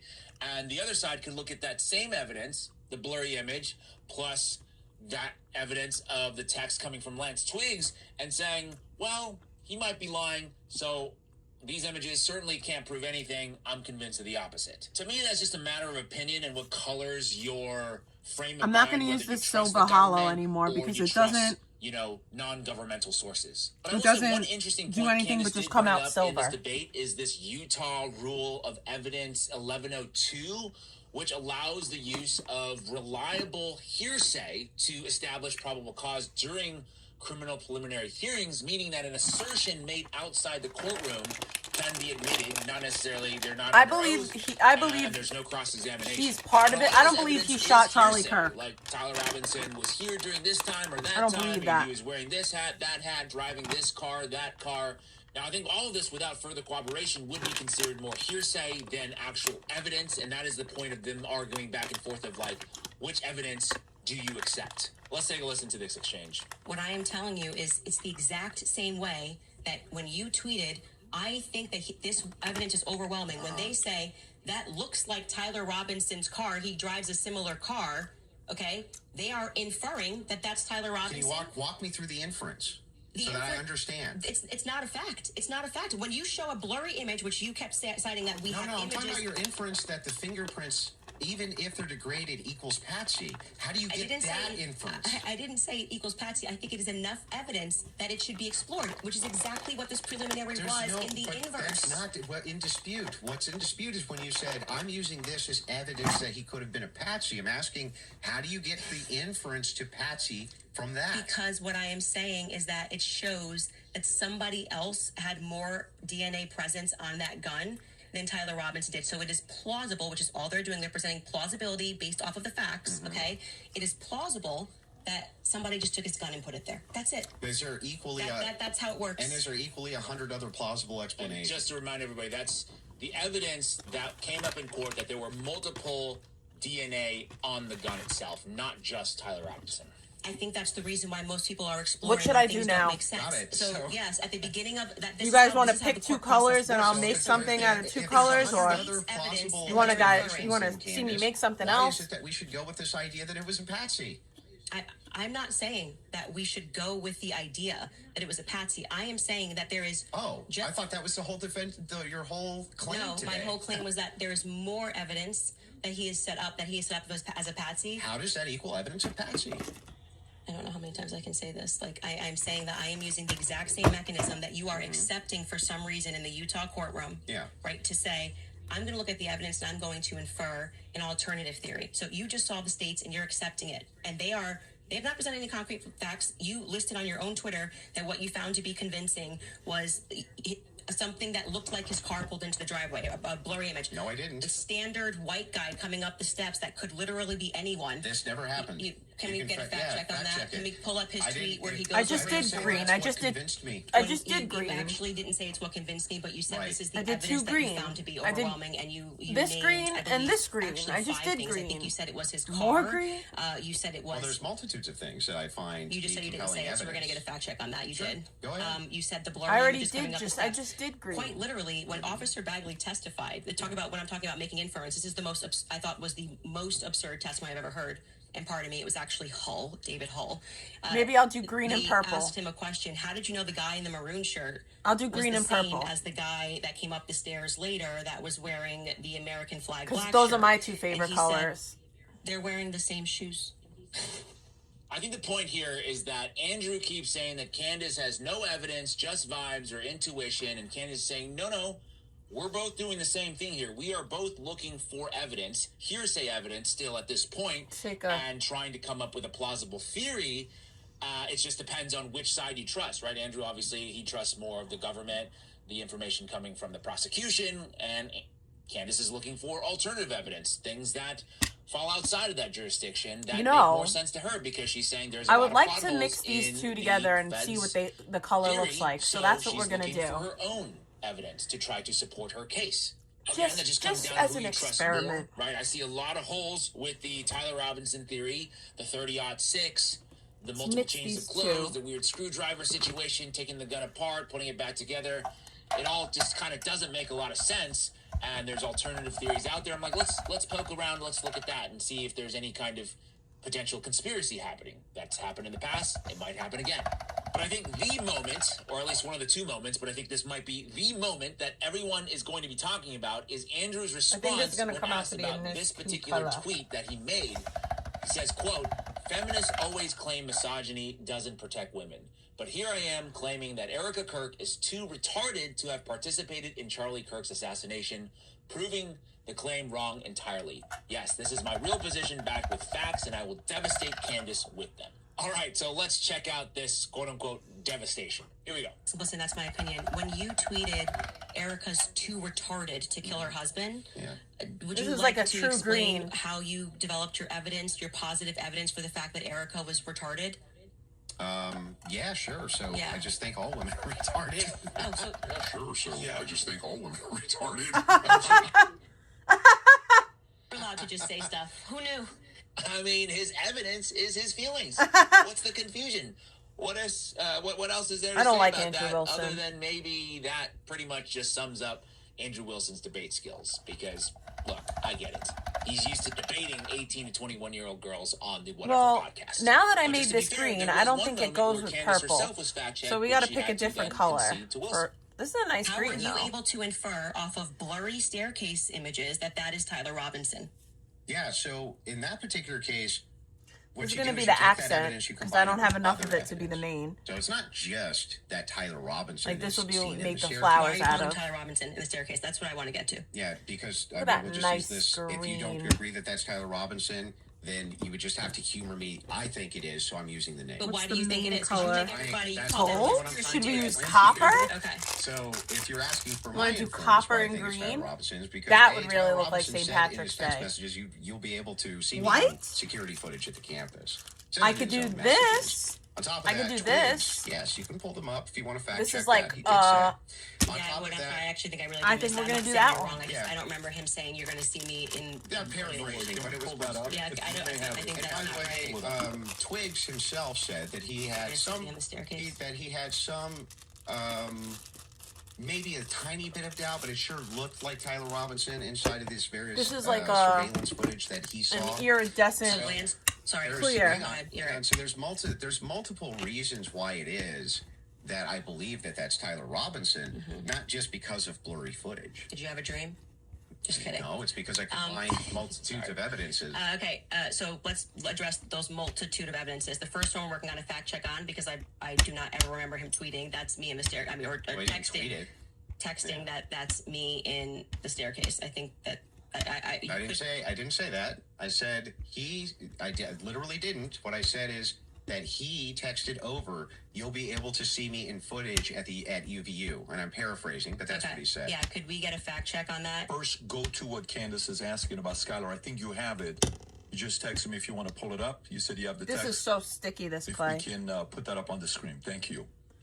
It was me. Look at the pictures from the surveillance footage. It was me. Okay, I literally said to you, it's not an oof. I said I didn't remember this, and I'm happy to have a fact check on that. Okay, I didn't call for the fact check saying you're wrong. I literally said I don't remember that. Well, I'm just saying to you, like, I'm trying to be concise Okay, for you. and then All right, so maybe I'm a little deferential to Candace, but I don't think that made her look particularly bad. Just like, okay, yeah, that was missed on my part. I just want to get the facts, right? She's always said, I'm here for the facts. I don't care if Tyler Robinson did it. I just want to know the truth. And in this case, I don't think it particularly changes the case for her because she's asserting that I don't trust the Fed case. Lance Twigs might be an asset. Tyler Robinson might also be a Fed asset, which I think they're fair questions to ask. And given how important this testimony is for the entire case to the people, to the litigants or the prosecutors who are trying it, the credibility of these witnesses, for example, Lance Twigs, is so crucial that if Candace is questioning it, I reckon some of the members of the jury might question it as well. Anyway, they get into a lot of other theories. There's a bunch of clips I could play. I don't want to necessarily to make this video super, super long, but they talk about a lot. They talk about Erica Kirk. They talk about the exploding microphone theory, Israel. What happens is that she gives her points of evidence, and then he basically says, well, those pieces of evidence are not good enough. I don't trust it, blah, blah, blah. And then she's finally like, all right, so you think Tyler Robinson did it. Tell me, which specific charges, then, do you think he is guilty of? And here is his incredible response. Let's take a listen. Yeah, I'm fine with closings if you want to do closings. Well, I also would just, if I may ask a question, which one of the charges against, or all of them, do you think Tyler Robinson is guilty of? The specific charge? Yeah. Yeah, so what I think is that Tyler Robinson shot Charlie Kirk. Yeah, but of the 7 charges that he's being charged. Yeah, can we list them real quick? I'll tell you exactly which ones. We'll pull them up. Well, do you know any of the charges that he's up for right now? Yeah, of course. But Can I you- want to can you make sure name that one? we have them listed. Yeah, but like can you name one? Because my general perspective is that you don't actually care about this case. You're not Is following that the it? case. That's the Yeah. question. You're Yeah, just but- not but, I mean, following it enough. It seems pretty, like, if you're going to engage and you're going to say the evidence is overwhelming that Tyler Robinson is guilty, I just think that you should, like, right. can you tell me one Then let's do the charge counter. that he's... You can really, hang on. This is a great No, gotcha. you just got to ask me, play Yeah. clips out of context, Yeah. put me in the hot seat, so please just answer the This question. is fair. Can Name you all name... 7 since you've been following the case. Okay, sure. Go ahead. You name one. Yeah, you named all 7. I'm happy to do that, but can you name one? I think he's been charged with murder. That's actually incorrect. Okay, great. Now name all 7. He doesn't even. This is like. Name all 7. And I. Can you name all 7? I can't. Then do it. The first charge is aggravated murder because that's what carries a death sentence in the state of Utah. No, that's not. That is literally not murder. Okay. The second charge is the felony discharge of a weapon. The next 2 charges are for obstruction of justice. Okay. The next 2 charges are for witness tampering, and What's the specific charges though? That is them. Obstruction of justice, obstruction of justice, witness tampering. Okay, and there's no other specifics to them. Well, I can tell you why he's being charged. No. Just the charges and then 7? Yeah, see, the bad thing is when you try to be an a-hole and it doesn't work. What's the 7th? The last charge is violence in front of a minor. Okay, got it. I think your team would like to pull up the 7 charges that he just asked you about. If you guys want to pull that up, just to confirm. Aggravated murder, felony discharge of a firearm, obstruction of justice, which is counts 3 and 4, 5 and 6, tampering with a witness, and count 7, violent offense in the presence of a minor. I did notice something I just was curious about. If I'm just wondering, when you pulled out your phone just before you asked that question, did somebody by chance text you that question? You can check my phone. I'm just curious. No, you can absolutely not. I have not had one communication with a single person, not even my producers who are in there this whole time we were here. You want to check my phone? I'm going to take it. Let's see if anyone was texted at all during this debate. I love Candace because she's so honest. I don't need to cheat. So the last one has nothing to do with it. It's just a compliment. Mm-hmm. I haven't even read my text messages. That's a compliment. He's reading them. You're okay. You're giving me permission. Yes. I'm just going to read 3 of them to 1132 because after that, I don't need to read it. And you know their texts. Could have been Telegram. Could have been something. All I have is Signal. You can check that too. I only have Signal. I don't need to, I deeply care about this case. I don't need to pretend I get it. to know If you stuff deeply that I care don't about know. the case, I just, I have, my other question is about the steakhouse receipt. Wow, this man spent $300,000 to expose himself as the retard, to use his words. Right? Not only does he not know the facts of the case, but then he has the gall to accuse Candace of cheating. And just to bring up that last doesn't know point the that facts he of made the about case. Receipt, there is a receipt and witness testimony that diligent denizen found that supposedly showed Tyler Robinson drove 3 hours to eat at a restaurant in Panguitch, Utah, to then drive 3 hours back to Orem to try to unsuccessfully retrieve his rifle, which to me, that seems to me like a similar level of evidence as the feds when they say, well, we have Tyler Robinson's note, we took a picture of it, but the note was later burned. The last thing I think I want to say is that debates like this, they've mostly been proven to really change nobody's mind for the most part, right? Study after study is like, this doesn't really change Nobody's anything. mind's Maybe going to the only change. exception I can think of is Joe Biden's absolutely dismal debate performance, so much so that people Nobody's are like, mind "Man, is this changing on this dude, topic, I don't think can unfortunately. speak, so he can't possibly be president." Anyway, I digress. My point is that debate is mainly a theatrical spectacle produced for entertainment. So kind of fitting, actually, that the debate was hosted by the CEO of Valuetainment, PBD, Patrick Bet-David. It's entertainment. It doesn't really change people's minds for the most part, but what I think it does, though, is Shows I that think it could tell you Candace when isn't you a watch liar. debate, someone's character and conviction about a certain topic. And I think after watching today's debate, We see that you can Candace see isn't a liar. Clearly, Candace is 100% emotionally, spiritually, and physically invested in seeing this through. The case is obviously very important to her for a variety of reasons. Her relationship with Charlie Kirk, but maybe also because of the potential impact it has on global geopolitics and American politics going forward. That little bit I'm inferring at the end there. But Andrew Wilson, my God, you could tell that he gives a rat's ass. He couldn't care less about this case. All he wants to do is sound smart, and he's approaching this from like this pseudo-intellectual perspective. He's a clout chaser. He thought That's that he all. could beat Candace People really in wanna a figure out the debate, truth. That and he comes couldn't. only after hours and hours of research. Master debater, and months he on lost. end, maybe even years. So in this case, the case of Charlie Kirk, I think we are a long way off from figuring everything out. And like I said, because of how important this case is, I'm going to be one of those people that's going to follow it until the very end. That is it for me today. Let me know what you guys think. Who won the debate? Was it Candace or was it Ant? You know, you are going to be placed under arrest. Me? You're Allie, right? Yeah. Okay. And it's going to be for predatory criminal sexual assault. We have the newly released body camera video of the moment a substitute teacher is arrested for for having sex with an 11-year-old boy. Allie Bardfield admitted to having sex with that boy and is now serving prison time. But she wasn't always honest in this investigation. What is wrong and with the body people? camera video proves that. I'll show you what she told detectives at her front door and how she blamed the victim in this case. We're on the case, presented by Law and Crime. I'm Chris Stewart.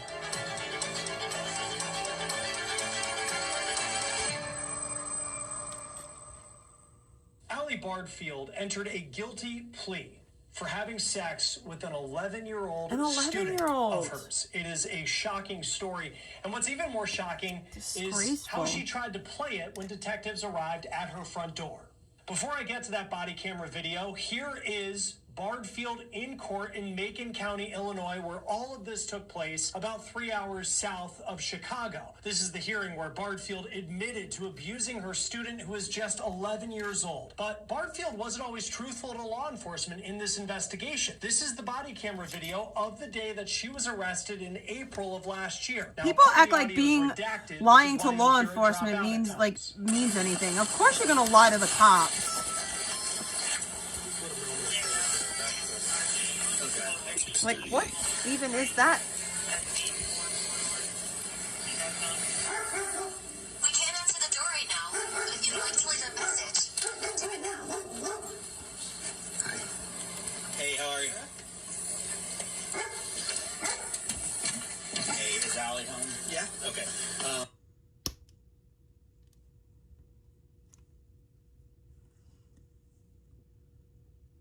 Sheriff's Office, and I'm assisting the non-police department. Three kids. Okay, just you guys and the kids? Okay. And someone else? Yeah, it's my brother. Okay. So here's the thing. We have a search warrant for the house, okay? You know, you are going to be placed under arrest. Me? Mm-hmm. You're Allie, right? Yeah. Okay. And it's going to be for predatory criminal sexual assault too.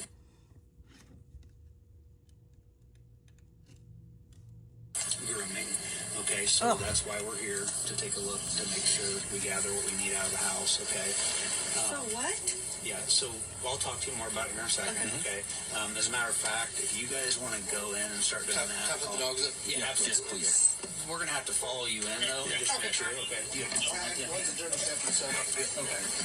James, you want to stay here with me? So you can see Bardfield acting confused and shocked as to why detectives are at her door accusing her of sexual abuse and grooming. This is going on around 4:30 in the afternoon on April 3rd, 2024. The day prior, detectives say an 11-year-old came to the police station with his parents saying Bardfield, his 6th grade teacher, sexually assaulted him. Bardfield worked in the Decatur, Illinois school system. She was considered a long-term substitute teacher for the 6th grade class. She gave off the fun teacher vibes on social media. Here she is on TikTok with a young girl. Now, hours before her arrest, police say the 11-year-old boy did an interview with a specialist to talk about the abuse. Deputies also collected a sexual assault kit from the victim. Now, here's more of what the detective told Bardfield at her front door when she was arrested. I'm going to explain some things to you, okay? First off, I plead your rights, okay, so I can talk to you, okay? You do have the right to remain silent. Anything you say or do, will be used against you in court. You have the right to an attorney, and if you can't afford one will be appointed to represent you free of any cost to you. Do you understand? Yeah. Okay. Have you ever been in trouble before? Never. Okay. I'm going to give you an opportunity to explain, but long story short is, okay. It's just the video, Nala. It's not real.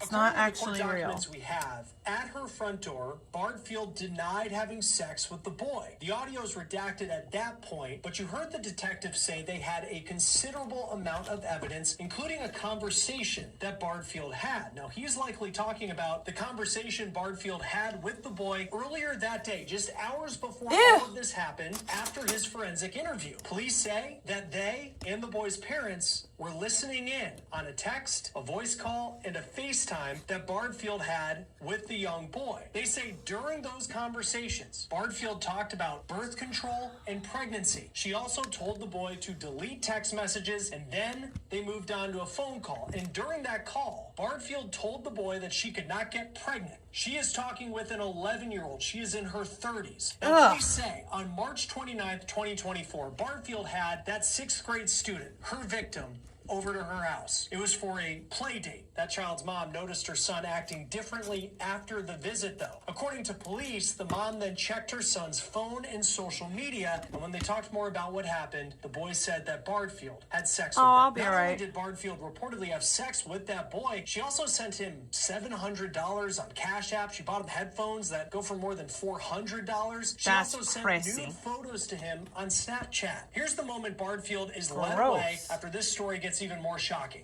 I'm going to talk to her real quick. She'll be able to talk to me. No, I'll talk to you about that. So that was your ears. Oh my God. No, but listen. It doesn't mean she's taking your job. Okay? Nick and I show us secure out here. We are going to give you know, how you raise your kids and everything. You're my life.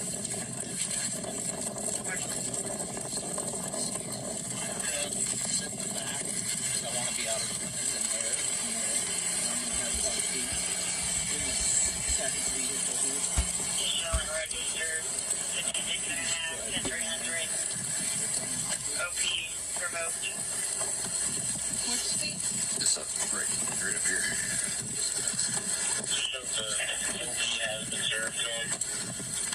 Good, buddy? Yep.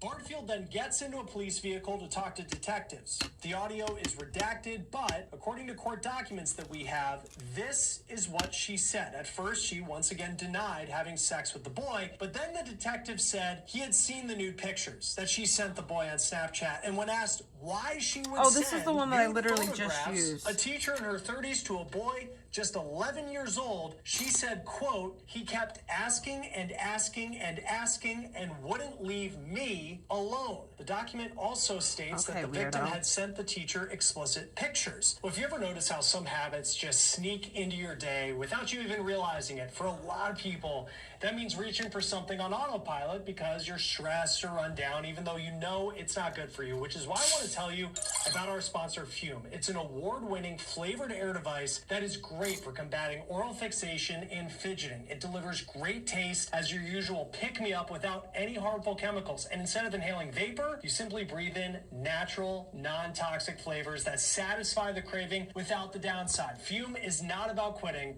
It's about replacing.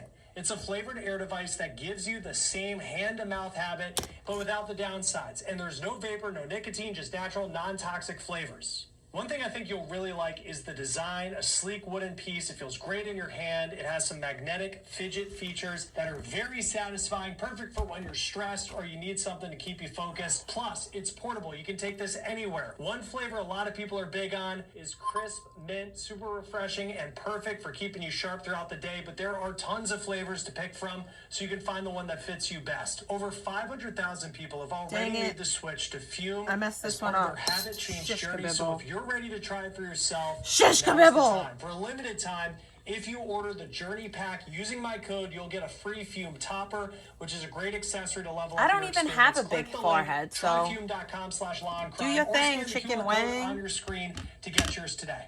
In the body camera video that the audio is redacted from, we can see the moments in this conversation inside the cruiser that police are laying out the evidence they have against her. And you can see her put her head in her hands as she realizes what her fate is likely going to be. It is notable that Bardfield tried multiple times to say that the boy made advances on her, that all of this was the 11-year-old's fault. At the end of this part of the conversation, Bardfield, according to court documents, was asked about how she was feeling. And she replies, quote, I have my criminal justice degree. I'm in my master's program. This isn't how I want my life to be, but I didn't want the victim to feel uncomfortable as I felt uncomfortable, but I was just trying to act like nothing happened and just be there for him. At the end of the conversation in the cruiser, police say that Bardfield threatened to take her own life. She was then handcuffed and taken to the county jail. And from that moment on, Bardfield was held without bond. Per WAND TV, here's the moment the judge at her first court appearance told her what the punishment could be for the charges that she faced.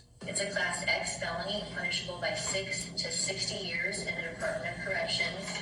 That would be served at 85%, followed by a mandatory supervised release of 3 years up to natural life, and up to a $25,000 fine. It is not a probation eligible offense. And if convicted, you would have to register as a sex offender for the rest of your natural life.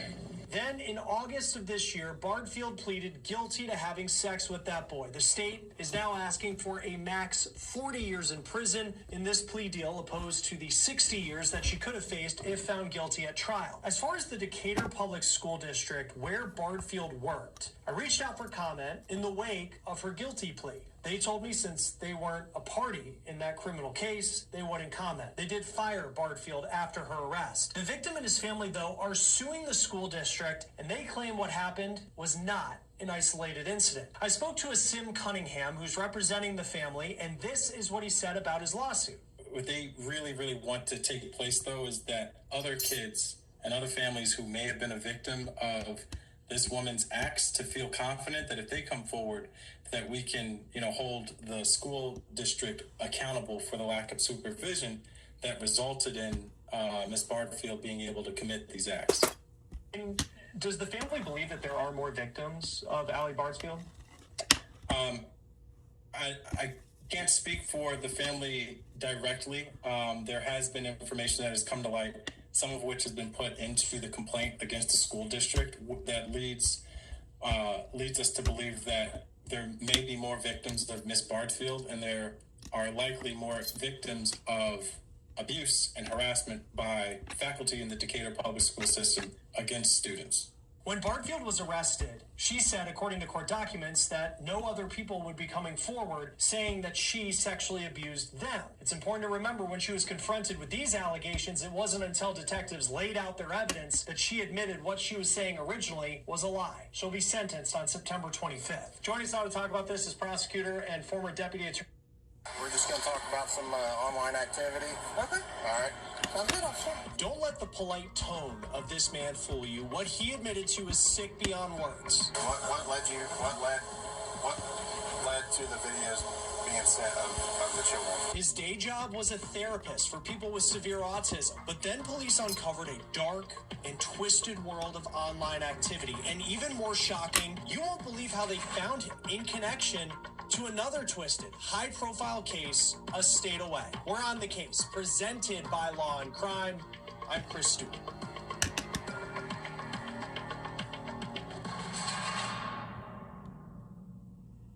Hey guys, thanks so much for following this episode of On the Case. We are able to bring you this story because of our partner, Morgan & Morgan. There's a reason why On the Case is one of the top true crime shows on YouTube. And there's a reason why Morgan & Morgan is America's largest injury law firm. For more than 35 years, they have been fighting for the people, and they have recovered more than $30 billion for their clients. The proof, it's in their track record. They have more than 1,000 lawyers across 100 offices nationwide. Hiring Morgan & Morgan, it's like hiring an army to go into battle for you, a team that will fight hard to get their clients the compensation they deserve. Not all law firms are the same. If you hire the wrong one, you may be beat before you even start. So if you are ever injured, you can check out Morgan & Morgan, and their fee is free unless you win. For more information, go to forthepeople.com/OTC. I'm click not the link below, wearing or scan this the is QR a code on shirt. your screen. It's a tank top. I'm going to be real with you. This is one of the most disturbing stories we have had on this show in some time. And I'll warn you that the details of this story are very difficult to hear. We just received hours of body cam and interrogation video in the case of an Indiana man who was caught red-handed in a terrible sex crimes investigation.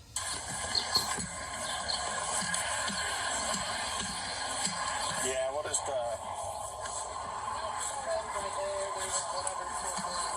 we'll see if, okay. These are police officers in Indiana walking up on 31-year-old Alec Heggie. This is taking place northeast of Indianapolis. How you doing, Alex? How are you? Good. I'm Detective Boardman, okay? Okay, you with Greenfield? Greenfield, yeah. Okay. All right, so we're going to go have a little chat, all right? All right. Well, I usually go to Greenfield, but also... That's all right. Yeah, we're part of a task force, all right? Oh, okay. We're just going to talk about some online activity. Okay. All right. Sounds good, officer. Sounds good? Yeah. All right. Keys and tape measure. Okay. Have you been batted down? Yeah, just an exterior real quick, just to make sure. Okay. No Do you need to do no weapons. more? I mean, whatever you need to do. Okay. Yeah. No, just relax. All right. We're just going to have a little chat. All right. All right, Detective. So. Are we good? Yeah. Do you want my vehicle there, or can we pull it over to the gas station? Yeah. Over there? Do you get me permission to pull it over? If you don't mind, I'll just. No, we can't let you back in the car right now. We're just gonna have a quick chat, but we will pull your car out of the way if you're good with it. I'm fine with that. Let me give you the little fob because you know how those are. Yeah. It'll all be recorded, so. Alright, no Do you have worries. any other keys on your pocket or anything for the van, or is this... No, that's the only one for the van. The rest are for house and stuff, and then my cell phone is right up there. What else you got in? That is, wallet? Wallet, officer, wallet, keys. You got a bunch of wallets? Well, this one's like cards and stuff. Yeah. And then the back one, because it doesn't have good for cash, I just keep my cash in an old one like that. Gotcha. I hate having stuff in my pockets. That's a lot. Yeah. Well, you guys have a lot more, fidelity and dexterity that you need to be able to run and move. What do you do for work? I see you got a tape measure there. I'm actually a behavior technician, but my dad was a contractor, so I know how to do a little bit of everything. Yeah. So I was helping him out, laying down some vinyl flooring. Today. This is what a fake Christian liar looks like. Really looking for the truth? Because you've got one of the most closed-shut cases you can ever imagine. 7 separate confessions, DNA on the casing, DNA on the etching. You know, you go through the whole thing. You can dial in the video and see almost him pulling the trigger. More from the huckster used car salesman, fake Christian pastors connected to TPUSA. Mm-hmm. This is amazing Mikey McCoy's dad. Yeah, son of the what's his name? The head of Navy PsyOps is Rob's dad. Yeah. 3 generations of greatness. So Stu Peters posted this. You want to hear what he has to say? Mm-hmm. Okay. Let's watch.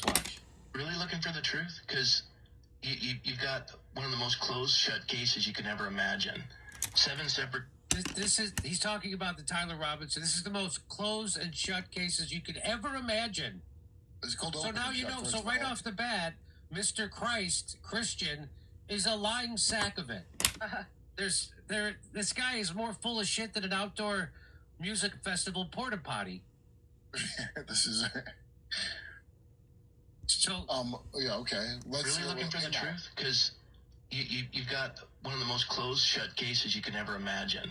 7 separate confessions, DNA on the casing, DNA on the etching.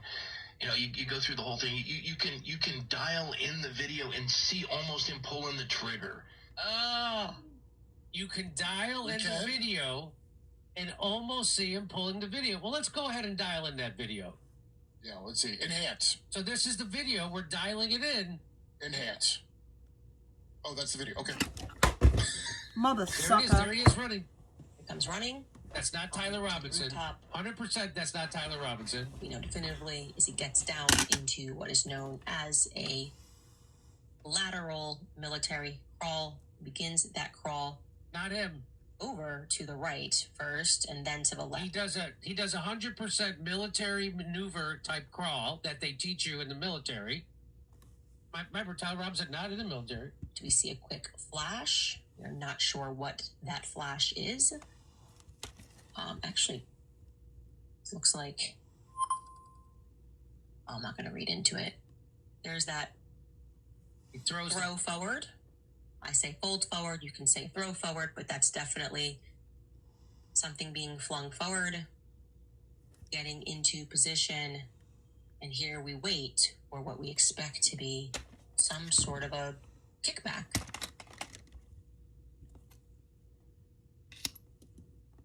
This must have been when our source began recording from the side of a low-C building and said, oh, I just saw someone get up there, got a gun.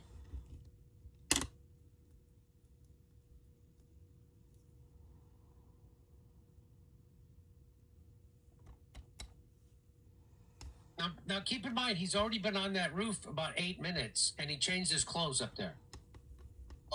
Okay, that could be him, or it could be Robert Downey Jr., or it could be Pastor McCoy. I can't tell what the fuck I'm looking at at all. Nobody can. That's the whole point of this. Let's watch some more. There's more to this. He's up. Now Who's he's this up, guy? and he runs He's away. gone. I didn't see a flash. I didn't see a kickback. But anyway, that's definitely Tyler Robinson. So when you hear, here I have a better video of Tyler Robinson. Here we go. There you go. Oh my God, yes. There it is. I can tell. That's a picture of me going off stage in hyenas. Come on. So let's listen to this fake grifting Christian lie. This is what a fake Christian liar looks like. Really looking for the truth? Because you've got one of the most closed-shut cases you can ever imagine. 7 separate confessions, DNA on the casing, DNA on the etching. You know, you go through the whole thing. You can dial in the video and see almost him pulling the trigger. And yet every one of your vain speculations and innuendos and conspiracies have all flopped. And they've all been debunked. None of them have been debunked. None of them have flopped. The 30-06 definitely leaves an exit wound, if not take his head clean off. You don't pave over a crime scene. You don't dig it up and then pave it over. You don't take the car that drove him to the hospital and steam clean it and immediately sell it. You don't have Brian Harple, the security guy, contradicting Frank Turk about we weren't allowed to have drones. Frank Turk said they did have drones. You don't have your goofy kid walking away making a phone call at the moment of impact, calling you and exactly 100%. Let's see what else he says. And you're still buying into it. I mean, it's like you're at Vegas and you're addicted here, and you're going to keep going and pulling more money out of the ATM because you're going to win sooner or later. She's not going to have a return on her investment. Ryan's going to win that lawsuit. She's saying Brian Harple is going to win the lawsuit. He's claiming he's lost work because Candace Owens pointed out that the guy he was supposed to protect got killed. Well, I mean, and if you talk about that, his reputation as a security guy. You're insulting the families of the security people at that event who allowed this to happen. You know, Macron's dick wife has a more believable not having a dick than this guy. I agree. Brian Hartle. She's going to, listen, she makes a lot of money at this. Yes, she does. And I hope she makes a lot of money. This whole thing, this is doing it for money. She's okay. So what? She already had the #1 podcast. She already was making the same amount of views she always did. That's all they can say. You know who makes a lot of money off his death? TPUSA. They sold his bloody microphone. People took pictures in the booth where he got shot. They set up. They shot off fireworks at the thing. They set up the booth where he got shot, and then you could pay to take your picture under it. By the way, and I just want for the record, TPUSA always had a shit message and was stupid and filled with Luciferian Satanists. Always. It was always bad. There was nothing good about it. What happened Charlie wanted to look into it. And what happened was Charlie woke up to the fact that his whole organization was filled with shady characters, and he wanted and we're doing most likely shady financial dealings. And that it was a Zionist organization. And as soon as he figured that out, they killed him. Well, they had a meeting with him first to threaten him, which is what that was, unless you're a moron. They threatened him first.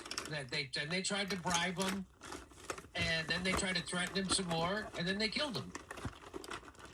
But because because in this life, because you'll have hell to pay in the next. And I hope she I've met her once. In passing, it wasn't anything significant, but I had a really neat conversation with her husband George, and I liked the guy, and I believed him to be an evangelical Christian, and he spoke of the Lord, and his dad, Sir Michael Farmer, heads up the Jewish Christian organization in England, and you know he's royalty in that sense. He's part of that class, and he is a Zionist.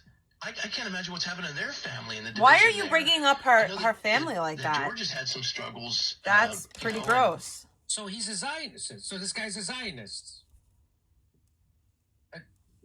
For the record, they are New Age Luciferians. That's the Lucius Trust thing at the UN. They are fake. The whole thing's fake. If you think those are Christians, you didn't read your book. Well, most of you don't read the books, but that guy is a government operative and a liar. But here, it don't matter. Candace don't really have to prove that they're wrong. They have to prove this guy killed. That's right. The burden of proof. So we can say whatever we want, dipshit. That's right. It's called reasonable doubt, and reasonable. I have doubts in it. Everything he just said was a lie. Plus, the last time you showed this guy, he was lying. I'm going to show him again. It's got to be tough. I mean, the money's not worth it. The money's not worth it. You mean that 3 days after Charlie Kirk's death, there's his wife on a Zoom call bragging about their merch sales? Bragging about all the T-shirt sales? And giggling like a schoolgirl over emojis? Yeah, right. You mean that kind of... They raised $40 million in one night off of Charlie Kirk's death. You're talking about Candace Owens making money? You guys are the biggest charlatan money scammers in the world, you fake Christians. If I could get rich fucking your whole thing up, I would be proud to say I did that. Me too. You see his big house? I fucked up Rob McCoy's fake thing. That's how I got the money. So here's Rob McCoy. I do it for free, motherfucker. So here he is, 100% lying to you about Mikey McCoy having blood on him. I'm looking at my son who's 24 years old. Justin's the CFO, chief financial officer, and Mikey's the chief of staff. And I'm watching, the minute Charlie was shot, he called me, says, Dad, Charlie's been shot in the neck. Please call every pastor and pray. I said, okay, son. He has wits about him. He was just directing. He was directing. He had blood all over him, and he had blood all over him. I'm looking at my son who's... Except he didn't have any blood on him. Because if you want to... saw the video. Here's the video. Here's Mikey McCoy. And as soon as... I'm not going to show you Charlie getting shot because he'll demonetize the video. So I have him outside.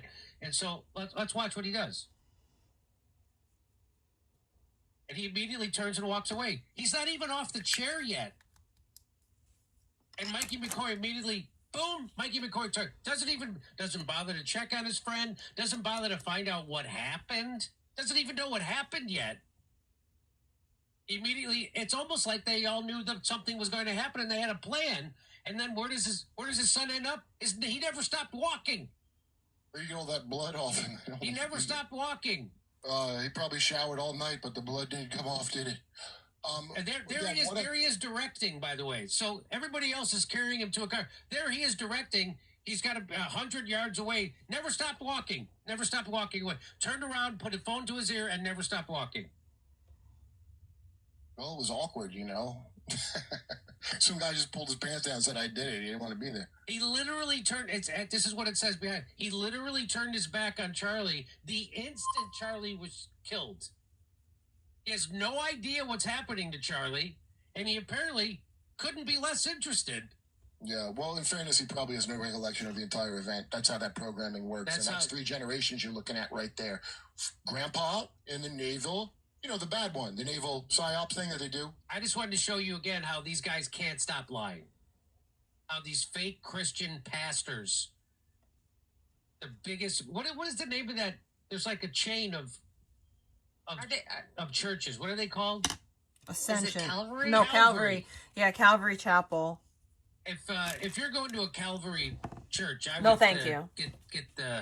Get the heaven out of there, because it's filled with liars, grifters, con artists, used car salesmen. I've been watching. If you're still loyal to the Republican Party at this point, I mean, you're either like a boomer who's got totally calcified their brain with cable news, right? Or you're a liar, or you have a job in it. It's every bit as disgusting as the Democrats were. A little bit more, because at least the Democrats didn't spit in your face about Epstein. They just said, hey, that's a conspiracy. We don't know about that. Trump's like, are you still talking about that thing I did? Piece of shit. Always imbecile. And as soon as somebody tells me that it's no big deal, I know I'm talking to a punk and a coward. And the Democrats had their chance to release them. They didn't. Don't make it somehow. Well, Kamala would have got to the bottom of it. Somehow the Democrats are somehow in any way, shape, or form better than it's the same party. I mean, it's the party of Nick Fuentes. It's the party of Nick Fuentes. He's a moderate Democrat, just like Richard Spencer at heart. That's his words. What a weirdo that guy is. Nick Fuentes. Like construct like half of these people. And Almost like look, he's a construct. Again, I don't know Candace, so I couldn't tell you. I don't have feelings like I like her or dislike her. She's right about this Charlie Kirk shit, though. She ain't wrong on that. I got questions for Candace about all kinds of things. That has nothing to do with how the McCoys are lying and TPUSA is lying, and anybody who's not being a partisan fucking dipshit could see straight through it. We stand for you. I think you told me to shut up. The shut up one is not funny every time. Shut up. Every time.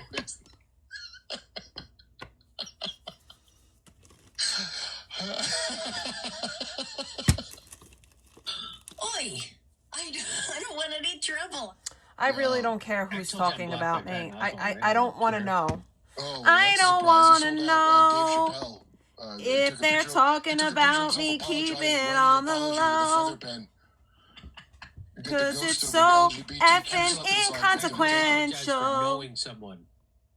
I'm sorry that I got my friend of 30 years. I choose you, mentally unbalanced government program people on the internet that I've never met. You are who I choose. I choose you, you mentally imbalanced gender warriors. Oh, man, that was the real fight. What a if you think they can't make up all this shit, look at what they've done for all the last things that you notice. Where they tell you not to do your own research. That's what Rob McCoy is essentially saying. Don't do your own research. Don't do your own research. There's one message from these people always. Hey, I'll see you. Want to hear my jokes about this? Come see me September 13th in New York at the Village Underground in Manhattan. Then September 18th and 19th, Rosemont, Illinois, right by O'Hare Airport at the Zanies. And then September 20th, downtown Chicago at the Zanies. September 20th, go to jimmydore.com for a link for tickets. Don't go anywhere else because they'll charge you more. See you at jimmydore.com. Hey, come see me do a live celebrity panel August 30th in Burbank, California. Then stand up in New York City at Village Underground September 13th. And then in Chicago, September 18, 19, and 20 in Rosemont and Chicago. Go to jimmydore.com for a link for tickets.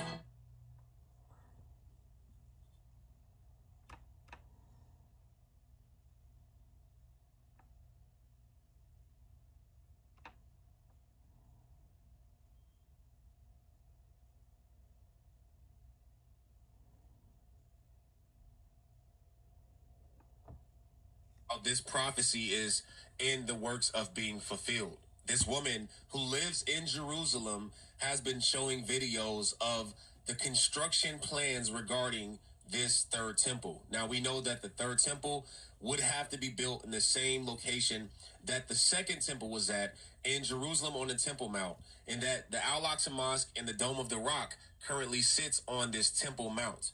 So there's been a lot of talk about this situation, and I want to show you guys the video surrounding this topic. Okay, we can look at it and then go into scripture and see exactly what the scriptures have to say about a third temple. All right, I appreciate you guys for watching. Let's go ahead and hop in. If you don't think that the third temple is being built right now, I have some news for you. There is already the infrastructure in place to support a very rapid, and they're already putting everything in place right now. Check this out. I live in Jerusalem, and I'm going to show you right now that it is happening. And in fact, what you see here is a elevator that they're putting in to the old city in Jerusalem. It's going to look like this. They're building a whole building. It's called the Kotel elevator. They're building a whole building to take people to the Temple Mount. When the temple, the third temple, is there, And so they have this whole area under construction. They've had a wall there. You can hear the jackhammering during the day. And the location of this elevator is right across from none other than the Temple Institute, which has for the past 40 years been getting everything together for the third temple. So it's going to be really easy for them to just roll everything out, take it down the elevator, and take it across to the third temple platform. So she's showing that there is construction plans that are put up regarding the Temple Mount, okay? And I've seen other videos of flags being put up. I've seen videos of people, both Christians, I believe Jews, but I've seen Christians that live in Jerusalem coming together, walking around the Temple Mount, praying, proclaiming that there will be another third temple built. Now, they're doing that because they understand that what prophecy says about the third temple. And I will say that we cannot usher in God's plans. It's going to happen when it happens, but they are preparing for a third temple. Now, every time that there's talk about a third temple, there's going to be people that say there's not going to be a third temple because we are the temple of God. The Holy Spirit resides in us. And Jesus Christ paid the ultimate sacrifice, so there's no need for sacrifice of animals. And all of that is true. But in this video, I'm going to show you guys the scripture that specifically speaks of end times sacrifice and end times temples, okay? That there's going to be a temple being built and sacrifices being offered in that temple in the end times. But first, I got to show you guys another clip. Let's check that out. I think one of the main reasons that people are not listening is because they still have to go to work. They still have to pay their bills. They still go to the grocery store. They run their errands, right? On the surface, life looks no different. It's still the monotonous routine with responsibilities that they've always had. But guess what? That's exactly what the enemy wants. The enemy doesn't want the world aware of what is actually going on, the biblical and spiritual reality of what is happening. Listen, y'all, right now we have literally nothing but wars and rumors of wars. Y'all know it, like every other week. Every other week, we also have the president touting nothing but peace and security. We have signs in the sun, moon, and stars almost every other month, it feels like. We have massive earthquakes almost every other day. We have the love of many growing cold. Nay, it's not growing cold, it has grown cold. Right? Nobody cares for one another anymore. All you see is everybody going at each other's throats, families. It's an absolute mess. We have demonic technology, AI, literally taking over our entire world. And now this. In the Bible, God warns about a third temple being built. He warns that the Antichrist will sit in this temple and he will declare himself to be God after he ends the sacrifices that have resumed. Now, this third temple will be built in the same place that the first and the second were, and that is the Temple Mount. Currently on the Temple Mount, Jews do not have freedom. They cannot go and just freely worship, freely practice their religion. They are restricted.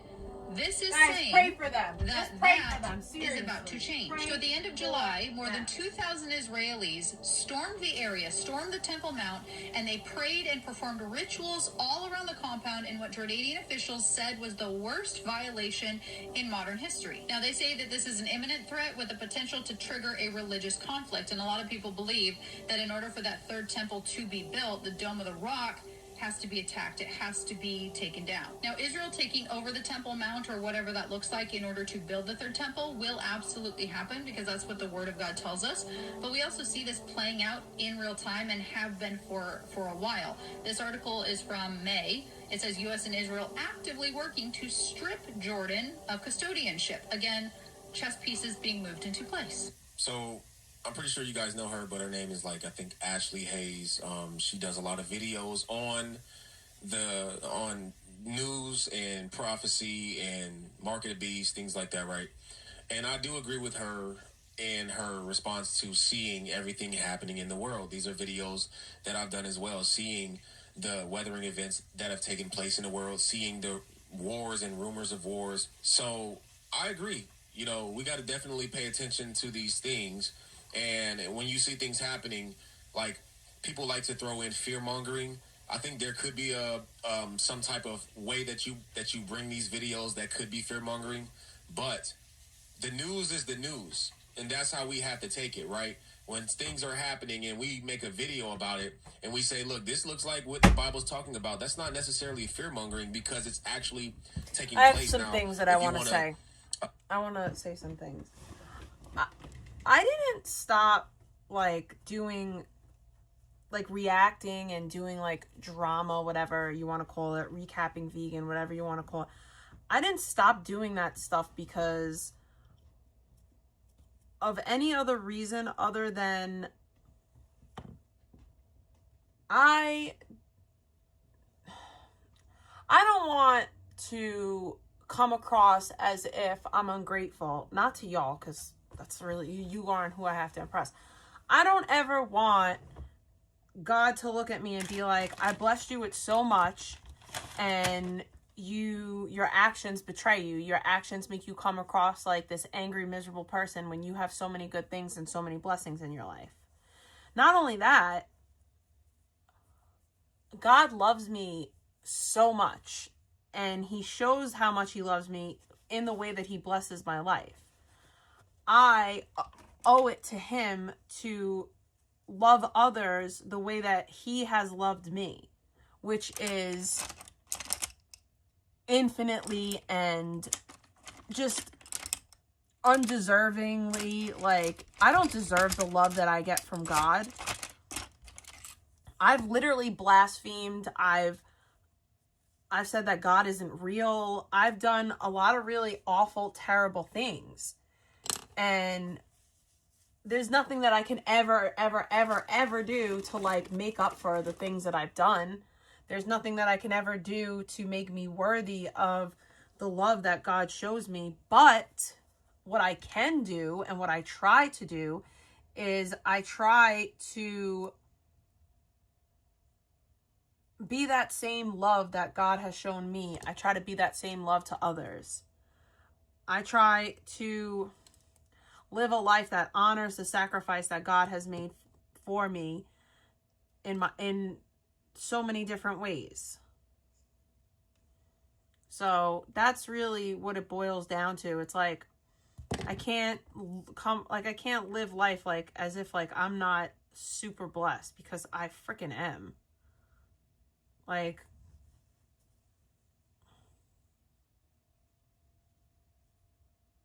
God has really truly blessed me in so many freaking ways.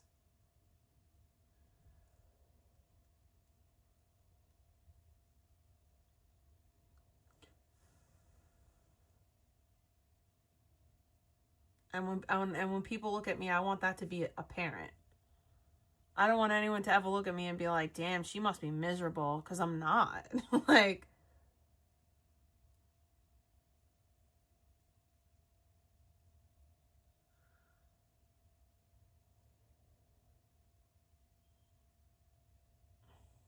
I live a very blessed and fulfilling life, and I'm very grateful.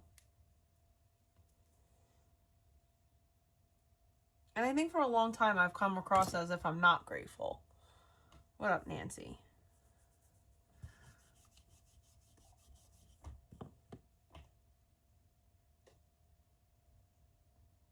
Like I said, I owe it to God to love others, to love his creation the way that he loves me. That's really what it boils down to. And anything bad, like anything bad that's happened in my life, any negative things that have happened in my life, even if I feel that I don't deserve it, or that I deserve better, I take them all, because even the bad things, even the ways that I've suffered in my life, there's always, I've contributed. Everything that happens in my life, I play a role in. Regardless, like, there's some role that I play in it, and I'm figuring out how I can navigate life in a way that's like the best for me. But even the ways that I've suffered, it has helped me, because it's brought me to the place that I'm at now. I'm able to help people. I'm in a position to help people in a multitude of ways, not just, in one way. I'm able to help people in many different ways, and I'm so grateful and blessed to be able to do that. I'm able to give back to my community. I'm able to serve my community. I'm able to be a good example to my child, to my family.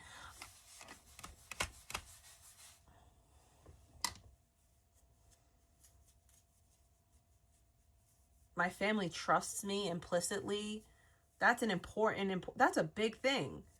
Like, I've been doing stuff for my dad that he would never trust me to do years ago. My dad doesn't have to worry. My dad doesn't have to, you know, worry anymore. My dad can rely on me, and he can use, like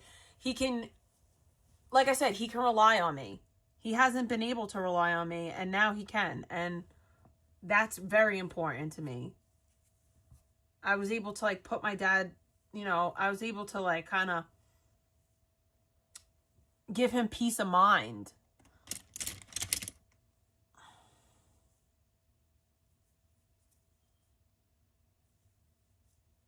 Now, I wish I could sit here and say that as much as my dad helps me, I help him, because I wish that was the case, but that is not. And maybe one day it will be the case. I hope that it's the case. I hope to get to a place in my life where I can help my dad as much as he's helped me. One day, I'm going to take my dad and my daughter on a trip to Bora Bora. It's going to happen.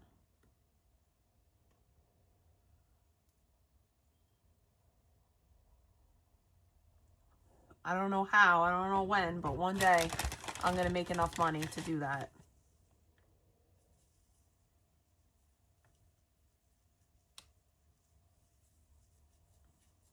Me, my dad, and Ellie are going to go to Bora Bora. We're going to go to the hotel with the see-through floors. I'm serious. I'm going to make that shit happen. That's my goal in life. One day.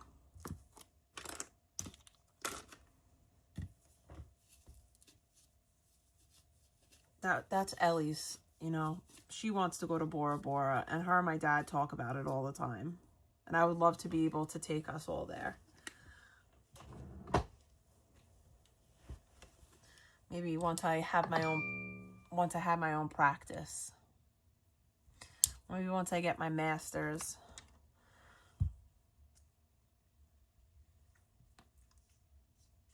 Maybe by time my dad's like 75.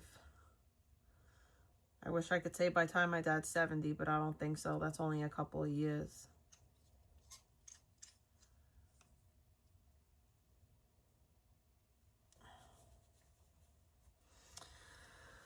Whew.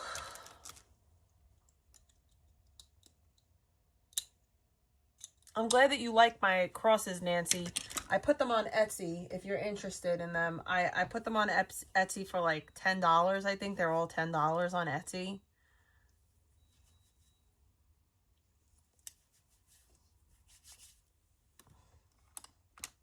I didn't know what's a good price for them. I'm gonna go get that stuff out of the oven. I'm done sculpting for tonight. My back hurts. I'm done. I'm done. My back hurts. It's enough.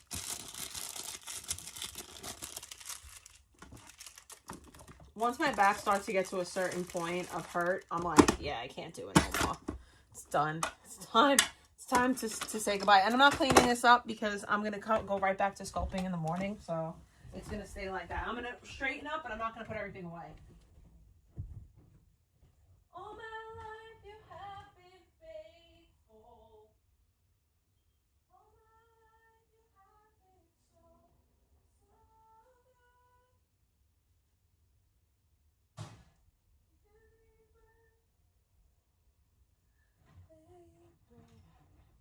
oh, I will sing of the goodness of your goodness is running after.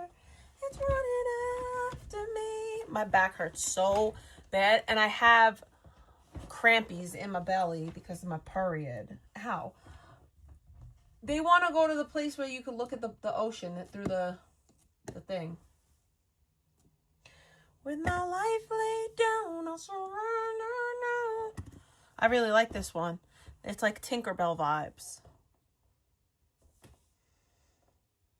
This one's pretty too. I like the green. Your goodness is running after.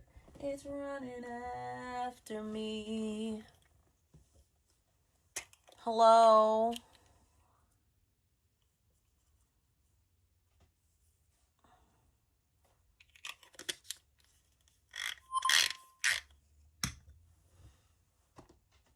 I like this black and red one too. Put the magnets on it.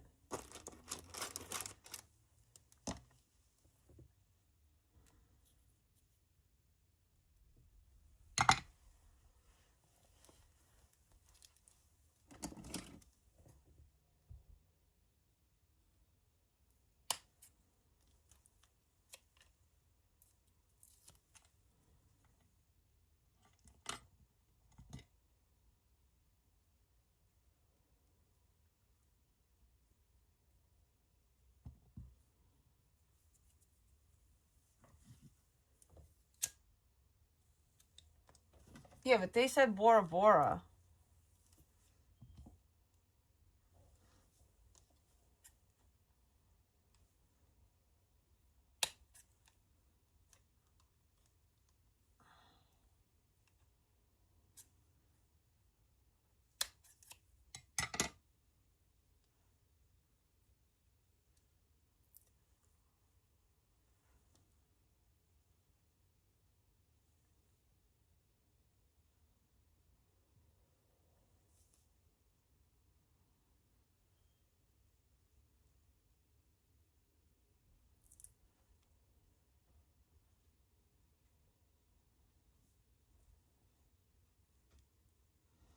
Magnet.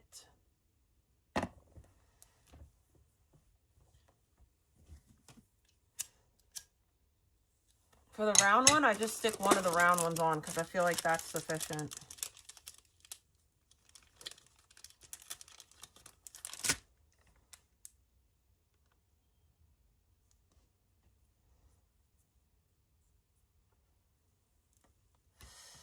I don't know if I should put more than one magnet on here. Well, now that it's on there, I can't take it off. I think one is sufficient for this. I'll put like a little strip at the bottom.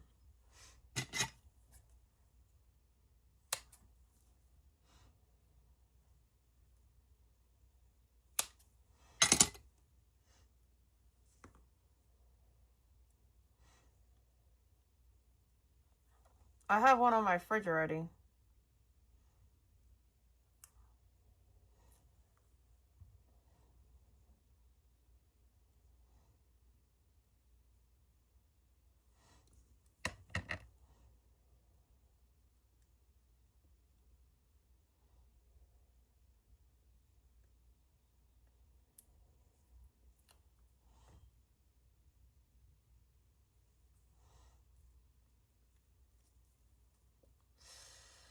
I mean, it's not pretty on the back, but it works.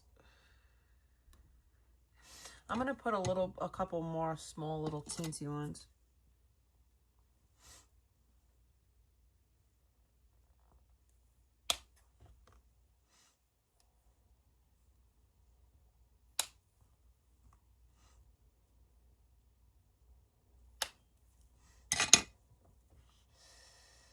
No, they do stick to the fridge. I have one on there already.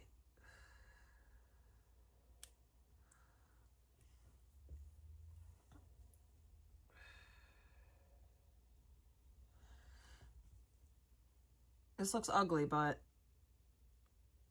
it's okay. We're testing. These are tests.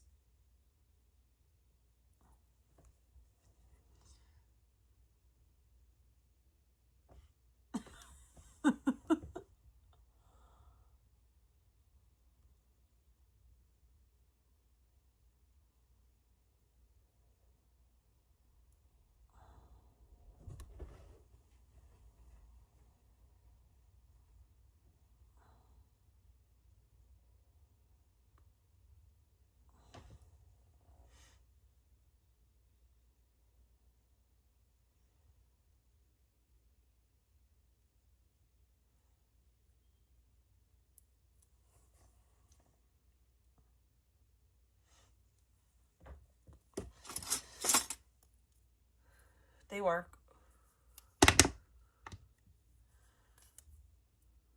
See? They work. It's a pretty strong magnet, not for nothing. For a magnet strip. So, they work. They stick to...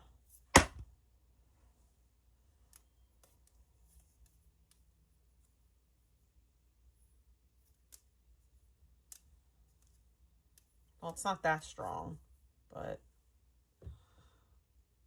magnets work. Ah, that's sticky.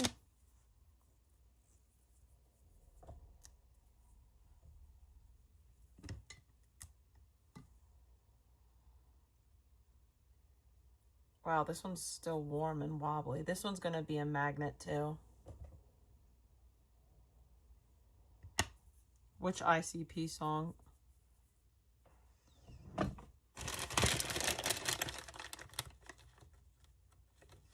I never listened to ICP. Contrary to popular belief, I was never a juggalo. Like, I don't even really... I just found out what a juggalo was in like 2021. 2020. During like COVID. I found out what a juggalo was.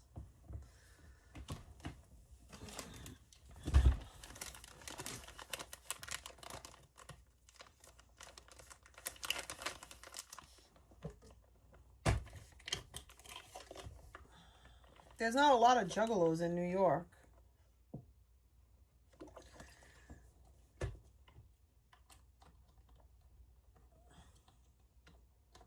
Like, it's not something that is very popular here. Maybe upstate, but in the city, few and far and in between.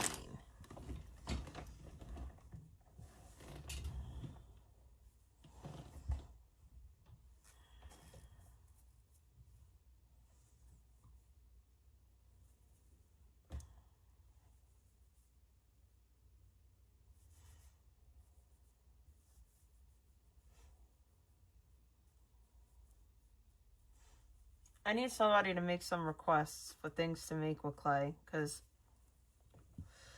I have a ton of crosses and I don't know what to do with them now, and I don't want to make any more crosses until I get rid of some. So I just can't keep on making an infinite supply. I have an idea though. I am gonna start leaving crosses at church and stuff. This needs another glaze coat on the front. I can tell that.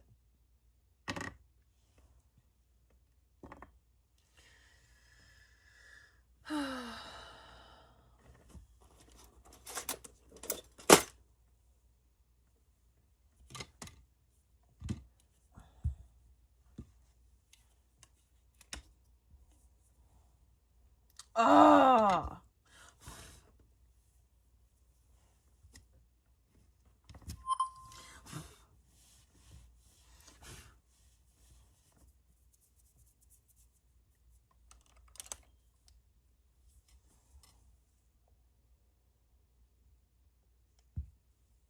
I just don't understand how so many girls, like, were willing to show their butthole to, like, mediocre, not even mediocre, like, ugly guys. Like, juggalos are some of the most unattractive group of males I've ever come across in my lifetime. And there was so many females just out here willing. Well, then again, there's a lot of drugs. It's drugs. Drugs. How many of us are on them? It's definitely got to be the drugs.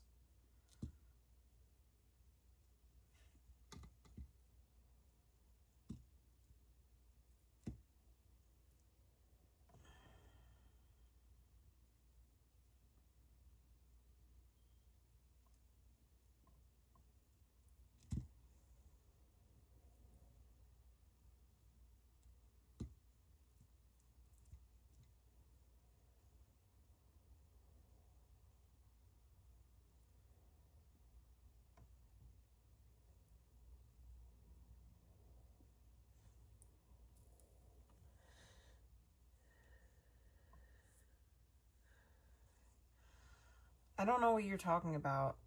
And I don't even think I want to know what you're talking about, but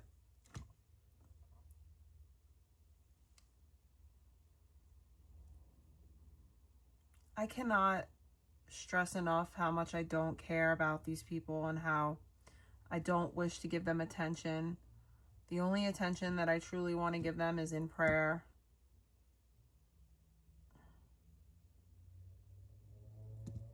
They're extremely inconsequential. Like, that's the best that I can say.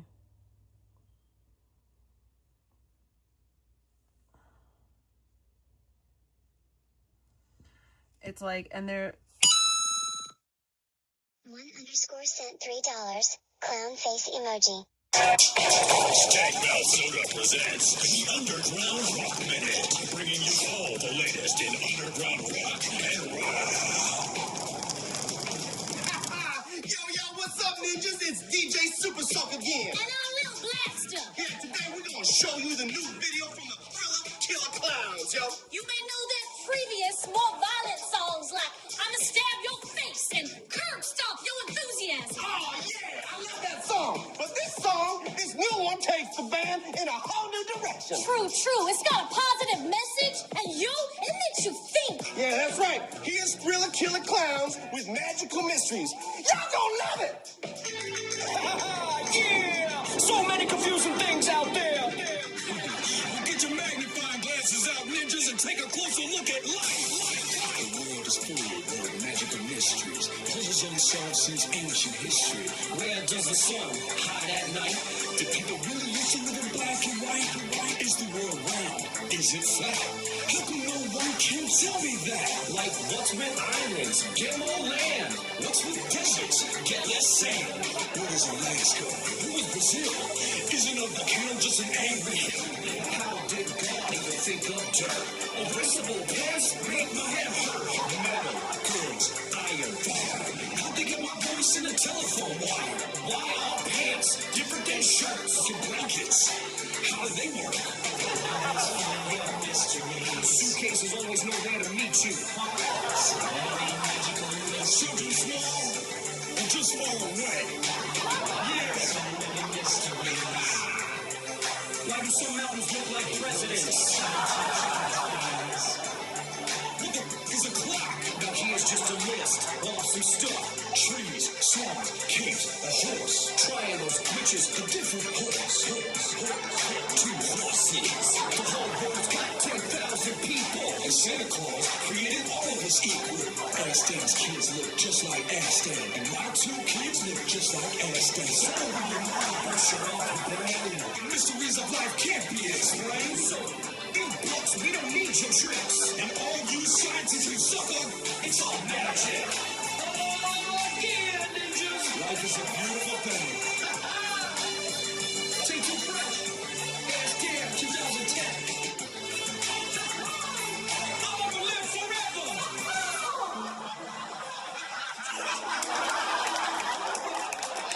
Oh yeah, that was tight. But for real, no, on a serious tip, Ask Dan did just die while we were playing that video there. Yeah. That's all the time we got for the Underground Rock Minute. I'm Lil Blaster. And I'm DJ Super Soak. Get your cook on.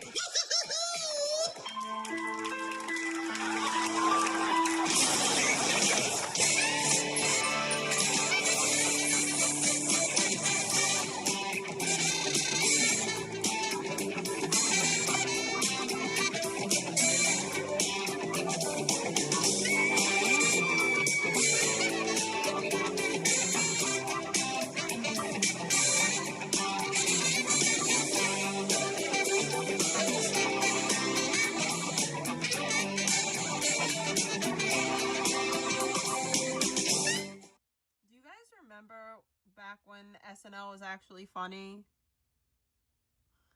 Oh, those were the days. It's been a while.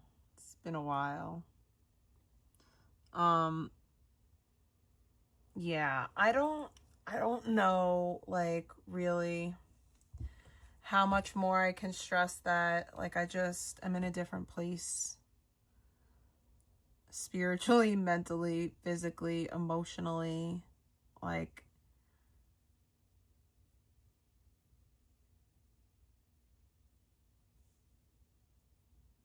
reading the Bible every day has really helped me.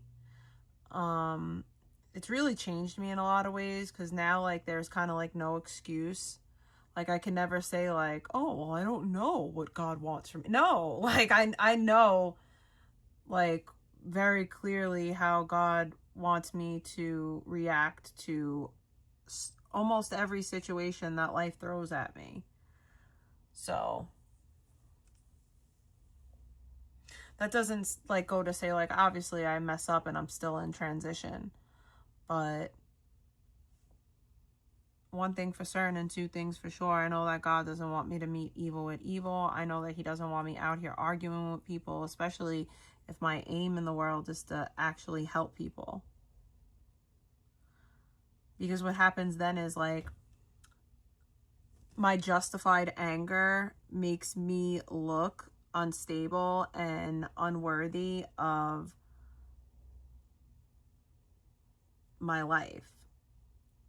Short instances, like me acting like a human in situations where most other people would react way different, like way worse, it doesn't behoove me, because it's going to get clipped out of context and people are going to point the finger. And most people are smart enough to not fall for that, but I don't even want to have to deal with that. So, and I can only control my actions. So a way that I control my actions is just by chilling, doing my best to just take it easy. Take it easy. Take it easy. I don't even know if that's how any song goes in real life, but it sounded right in the moment. Y'all wanna live my lifestyle. Never seen a brick, never seen a trap house.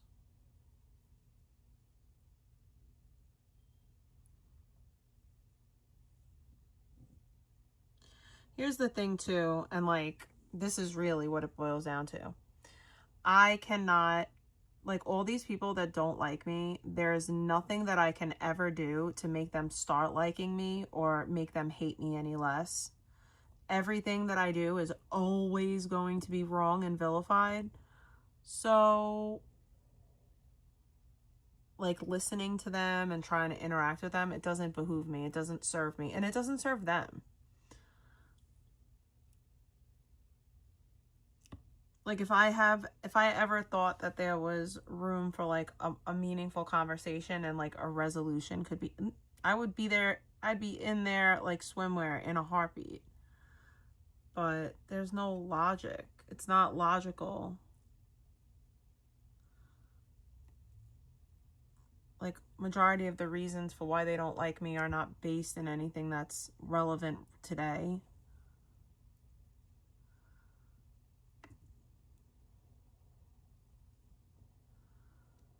Oh, you said this one specific thing about this person that was talking crap about you, and I personalized it, and now I hate you forever because of it. Oh, well, that's your problem, babe. I'm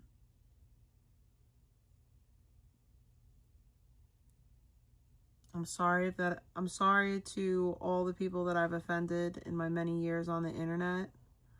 That wasn't my aim or my goal. I am a severely flawed and broken person. I'm just trying to pick up the pieces of my fucked up ass life.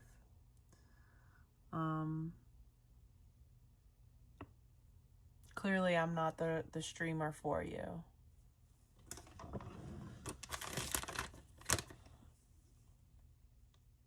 Like, clearly if you're offended by the things that I have to say, then you shouldn't watch me. It's like, I'll give you a perfect example. Like, I don't even want to use anyone from Spain. I don't like Nick Fuentes. I don't think that Nick Fuentes is a good person, right? So I don't watch Nick Fuentes at all, ever.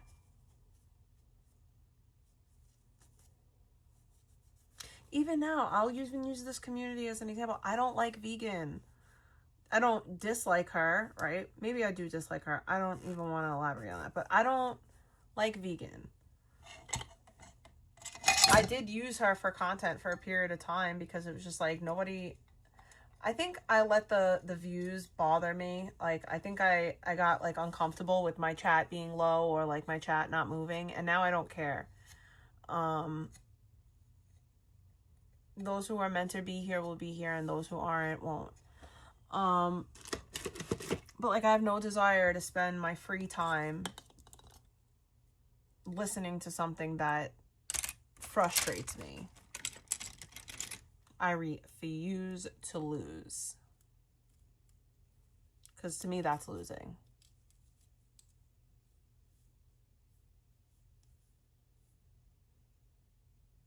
How am I doxing my chat? You know what? I am. I'm just a big old doxer. Can't you tell by all the people I've doxed? These multitudes. Hello.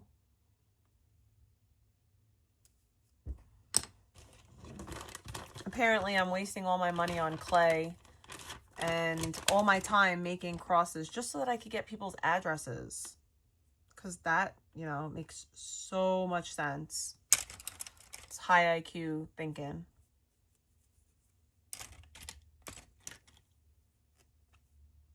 I don't think you know how much clay actually costs. One of those little packs is like $3. Literally $3 for one pack of clay. And I know it doesn't seem like much, but in the grand scheme of things, it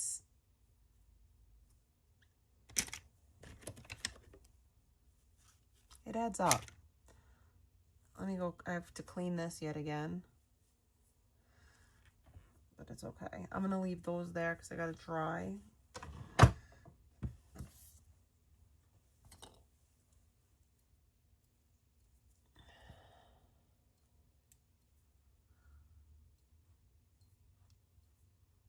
I don't get it because there's a lot of people that have betrayed me and done me dirty whose addresses I've had for ever, and I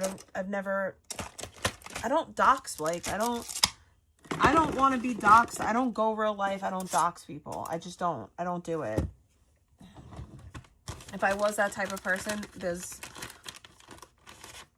so many people that have recently just shit on me for no reason that I could do that too, and I don't.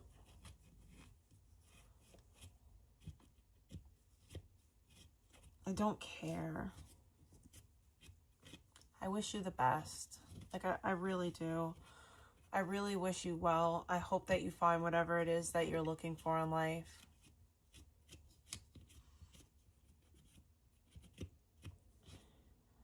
I pray for you.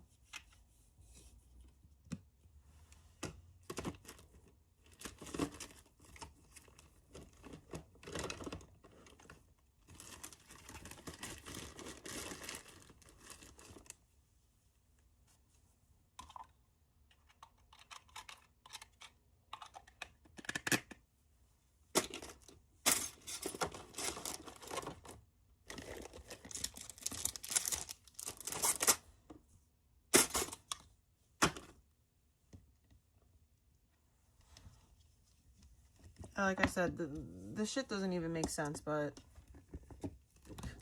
whatever you gotta say, like whatever floats your boat.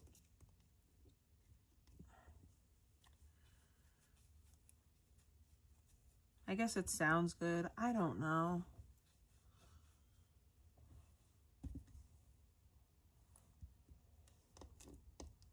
You know what sounds good to me? I have one more exam to take and I'm done with this semester. I passed every single class and I got one semester to go. I'm looking forward to graduating college at my big grown age. And yeah, you know what? There's a lot of people that have got their degree in their 20s and early 30s, and I'm over here pushing 40 getting their degree, but better late than never, right?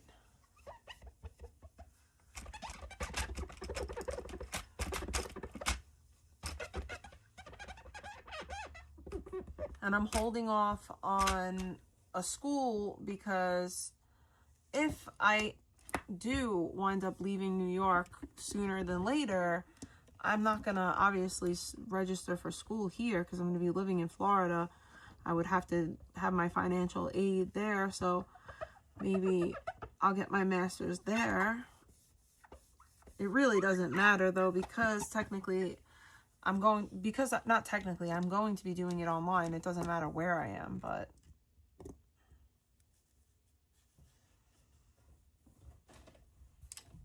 I'm going to smoke again because that did nothing.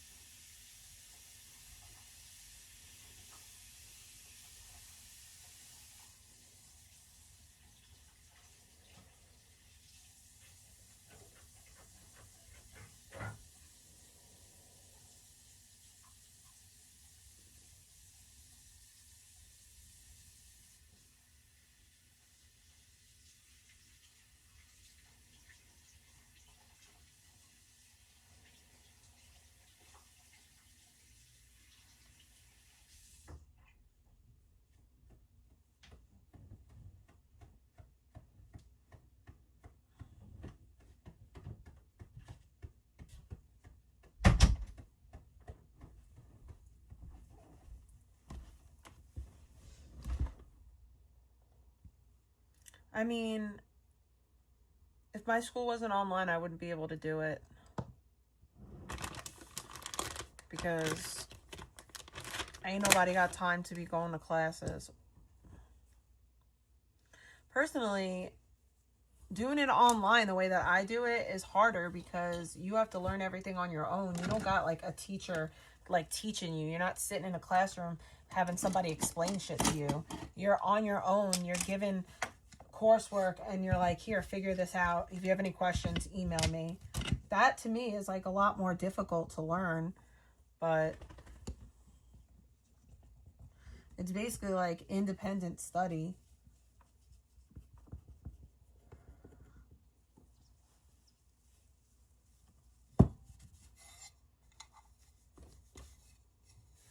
Oh, I hate school too. Don't get me wrong. But I just feel like I'll feel so good when I get that bachelor's. And even better when I get that master's. Because once I get that master's, I don't have to worry about anything ever again in life.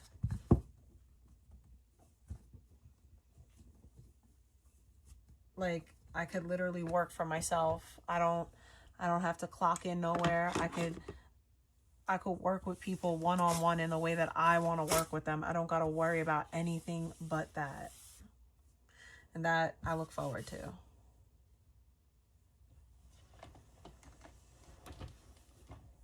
Like, I'm going to get like a little office space.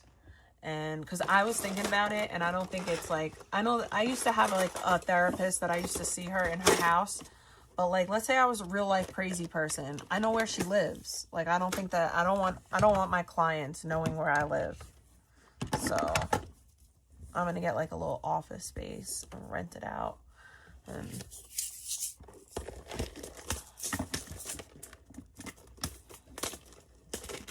that's the plan.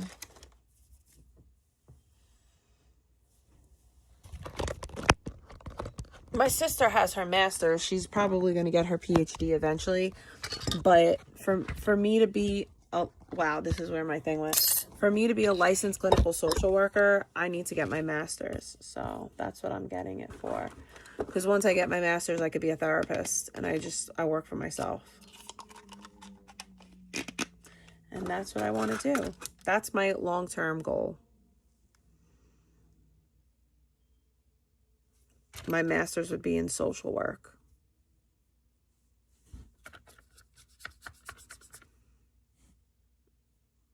I don't know if it's going to happen, but like, I hope it happens.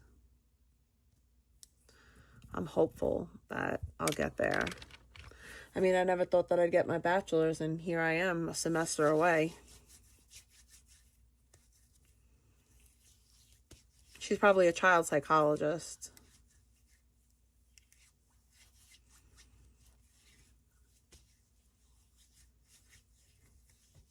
I mean, technically, like all social workers. Once I want to really get my record expunged. I really want to figure out how to do that. I want to get my record expunged, and I want to get my gun rights restored. I don't know how to do that exactly, but I want to start to like look into it for sure.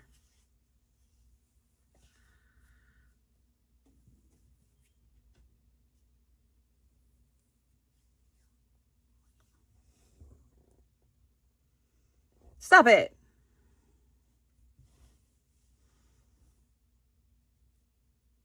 Like, my shit's so long ago.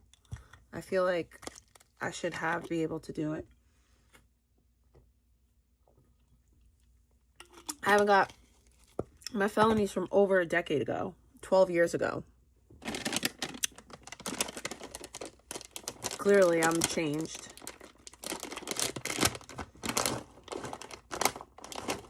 And anything that I got in trouble since then was like dumb violations.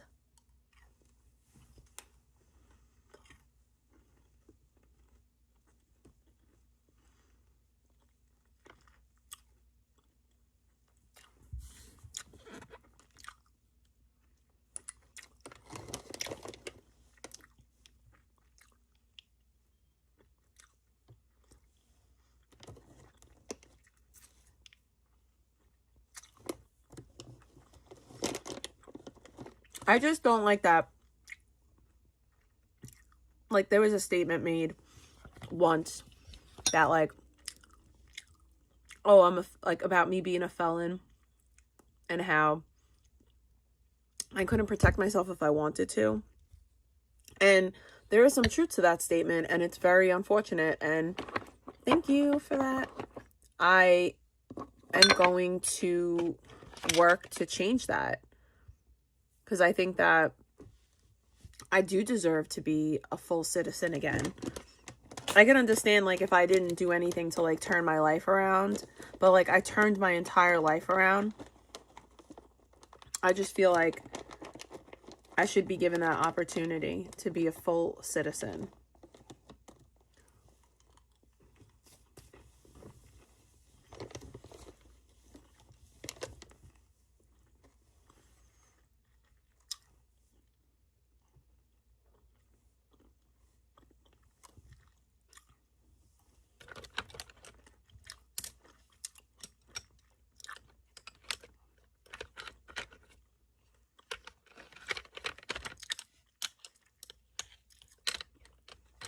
My main thing is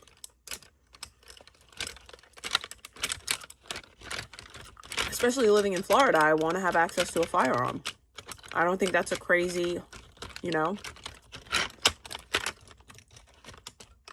So once I move there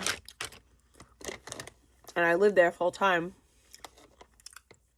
I have to make the application to the state of New York and New Jersey. So it doesn't even matter, but once I move there, I could say, I don't even live in New York. I live in Florida now. Like, I'm a single mom. I'm a widow.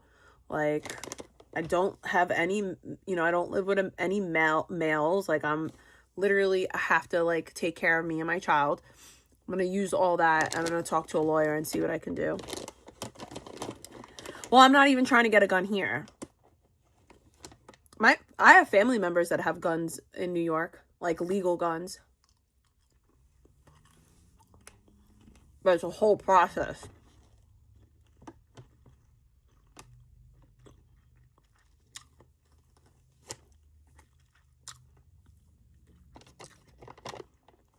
It's very hard to get a gun in New York.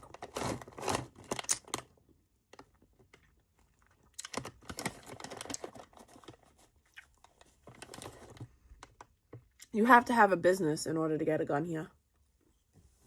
Pretty sure.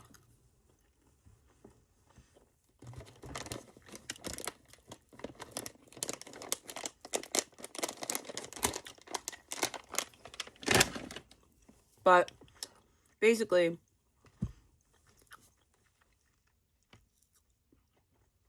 if I was staying here, I wouldn't care about having gun rights. But living in Florida, I feel like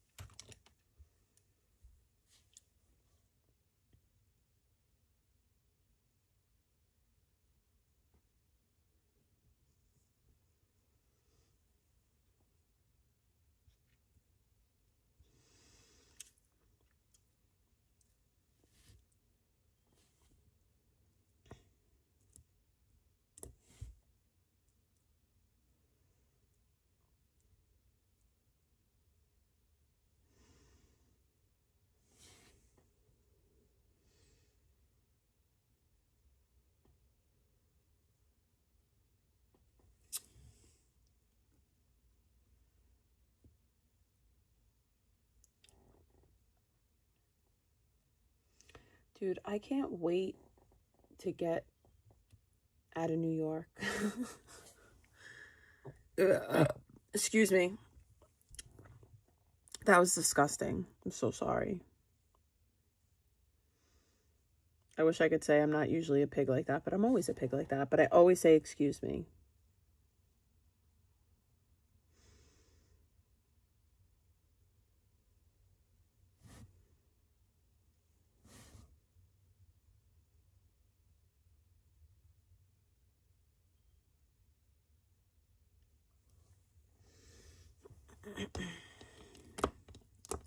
Sometimes you feel like a nut. Sometimes you don't.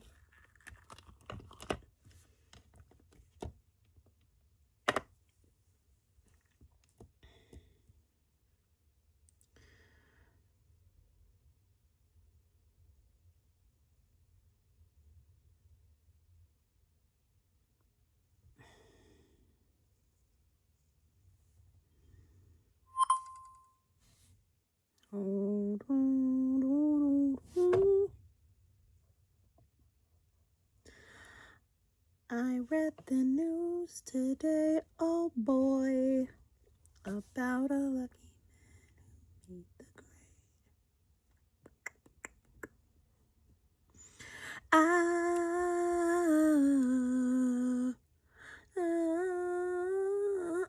grade. Sorry.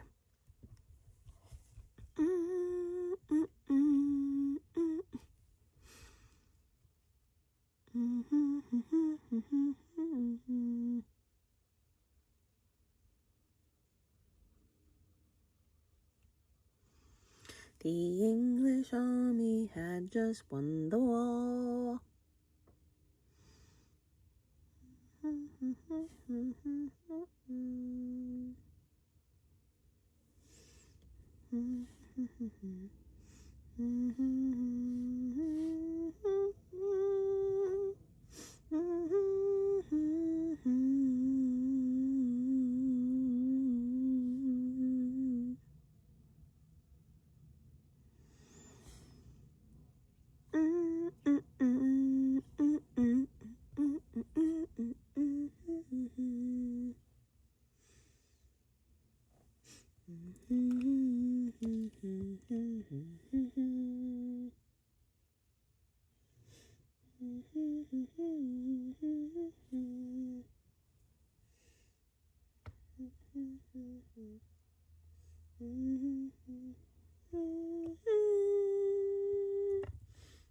All right.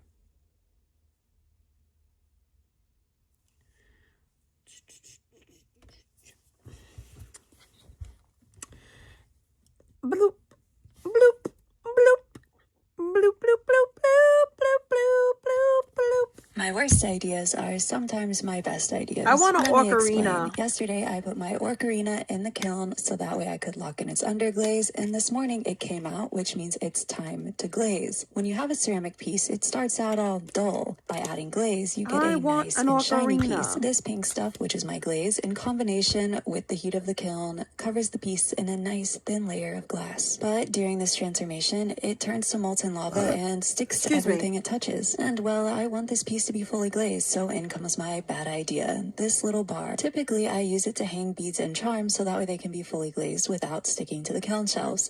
Well, this bar just so happens to fit in the ocarina's holes. If I thread the ocarina onto the bar and then balance it onto little kiln columns, surely I can fully glaze the piece without it having to touch the shelf. And it's not like thousands of people are waiting for this piece to be completed, so if something goes wrong, it won't be a problem, right? So that was the plan. I stuck the bar through the ocarina and then got glazing. The only spots that I was avoiding was the entire inside of the ocarina and those two holes. For this glaze to get a nice glossy finish, you need to do 2 coats, with each coat drying completely in between. I will say the bar made it quite convenient to get this done and dry in between the coats. And once all the coats were on and it was completely dry, it was time to load it up and take it outside to the kiln. While I fired hundreds of charms on this bar, I've never fired something quite so heavy on it, so the big fear here is that the bar bends and the ocarina touches the shelf. But we're committed to the idea now, so once I was pretty sure it wasn't going to touch anything, I closed it up, and tomorrow we will have results. But luckily for y'all, tomorrow is today. Here were our expectations, and here is the reality. The glossy black and white combo is just so stunning, and if you're wondering how the bar went, well, perfectly. I was able to slide it right out, no problem. As for the sound, I want one so and with bad. that, the ocarina is complete. Leave a like if you enjoyed. But I don't think I and can I'll make see one. y'all I wish I tomorrow. could make one. My worst ideas. Like, I wish that I could make one. She made an ocarina out of clay. He focused on the term idolatry, saying there could be no other God.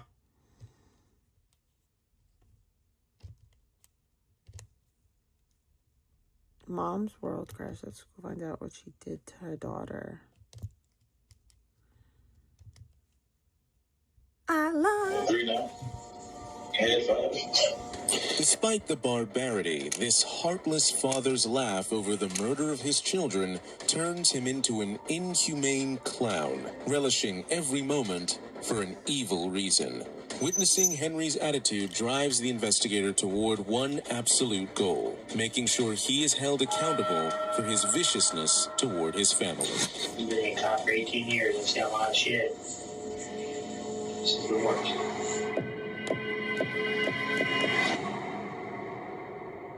The brutality spanned out on November 20th, 2010, when 27-year-old Brandy Peters and one of her 6-year-old twin daughters, Tamia Peters, was shot to death at 908 Saddle Creek Run in Tallahassee, Florida. Her other twin daughter, Tanaya Peters, and 3-year-old Javante Segura, who was also Henry's biological son, were submerged in the bathtub. On the night of the murders, Brandy's 32-year-old ex-boyfriend Henry was at her residence to spend time together. However, the morning after the murders, Henry contacted a friend and went to his place to play football and shoot a bow. Shortly after the murders, a neighbor requested the police for a welfare check at Brandy's residence, where they finally made the gruesome discovery. Some time after the murders, Henry left Florida and started living and working in Minnesota, where he was finally taken into custody about 10 months later. Finding DNA evidence indicating his incrimination, Henry was brought in for questioning. But little did the investigators know that a highly twisted case was right in front of them. You got any idea why you're here? Yeah. So, I found out, I'm guessing, right? Brandy Peters? Mm-hmm. Yeah, the girl who braids my hair. She braided my son's hair. Her daughter is a godchild to a girl that lived right next door to Brandy. I don't want to hear about somebody that killed all their kids. A horrific story out of West Virginia. A man is facing more than 150 charges after police say he sexually assaulted his own daughter for more than a decade. That's crazy. Fathering multiple children with her. She's now opened up about her struggle on social media. She is casting blame on who she says is responsible, as he now faces lifetimes behind bars. Welcome to Sidebar, presented by Law and Crime. I'm Jesse Weber. A father, which if these allegations are true, maybe we use loosely, a father is being held in jail pending trial in Raleigh County, West Virginia, for allegedly sexually assaulting his own daughter for 12 years, starting when she was only 9 years old. Yeah. And by the way, in a horrific, disgusting, disturbing twist, the two now have 3 children together. Oh my goodness. To talk about this, let me bring back on to sidebar Marion Bracha, practice professor of law, former child abuse, sex crimes prosecutor. So, Marion, this is pretty disgusting. This is beyond disturbing. Are incest cases more common than we might realize, unfortunately? Well, the cases might not be very common because, unfortunately, when there is abuse within a family, oftentimes it will go unreported, rarely undocumented, unprosecuted. So the cases themselves probably aren't as frequent as the actual occurrence of the crime is. But it certainly happens, as we can see in this case. By the way, so these are allegations, right? He's innocent until proven guilty. I have to say that. I have to remind myself of that, given what he's charged with, and we will talk about the charges, what the allegations are.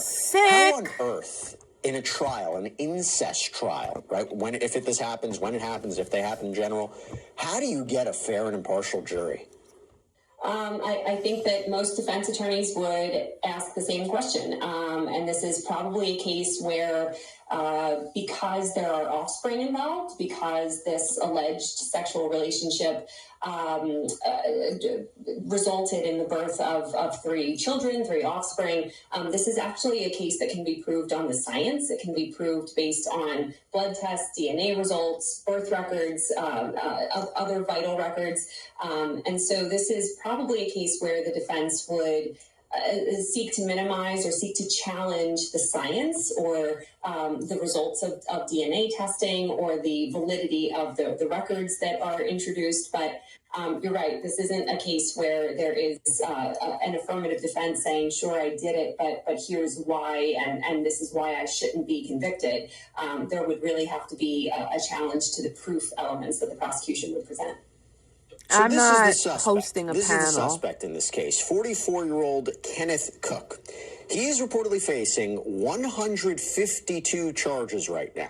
We had a felony complaint that was first filed against him in December of 2024.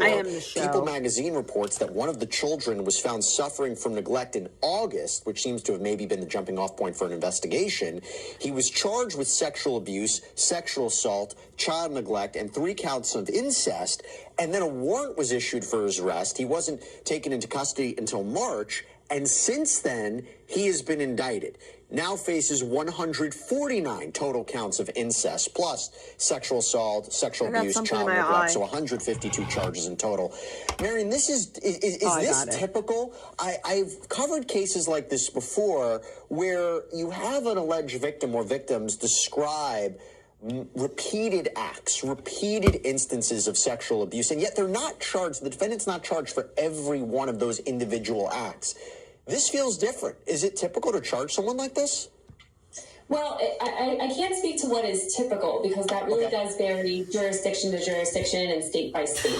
In this particular jurisdiction in West Virginia, whoever the charging authority was, whether it's the state attorney or the district attorney or the local police department, it would be up to them. It would be within their purview to determine how many charges to attach. So with a defendant who's charged with this many counts of incest, I think what we can glean from that is that the charging authority is saying in these 149 instances, this defendant allegedly engaged in sexual conduct, contact. That's demonic. We're going to do Bible study because I'm going to be going to bed soon and...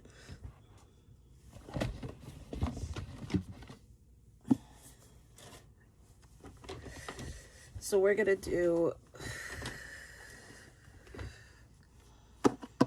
this. And I got a new thing. Should we start it?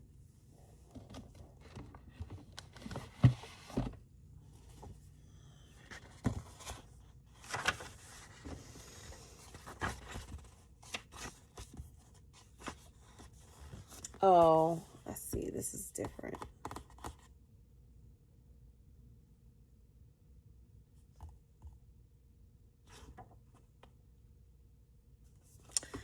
we're not going to do this one yet.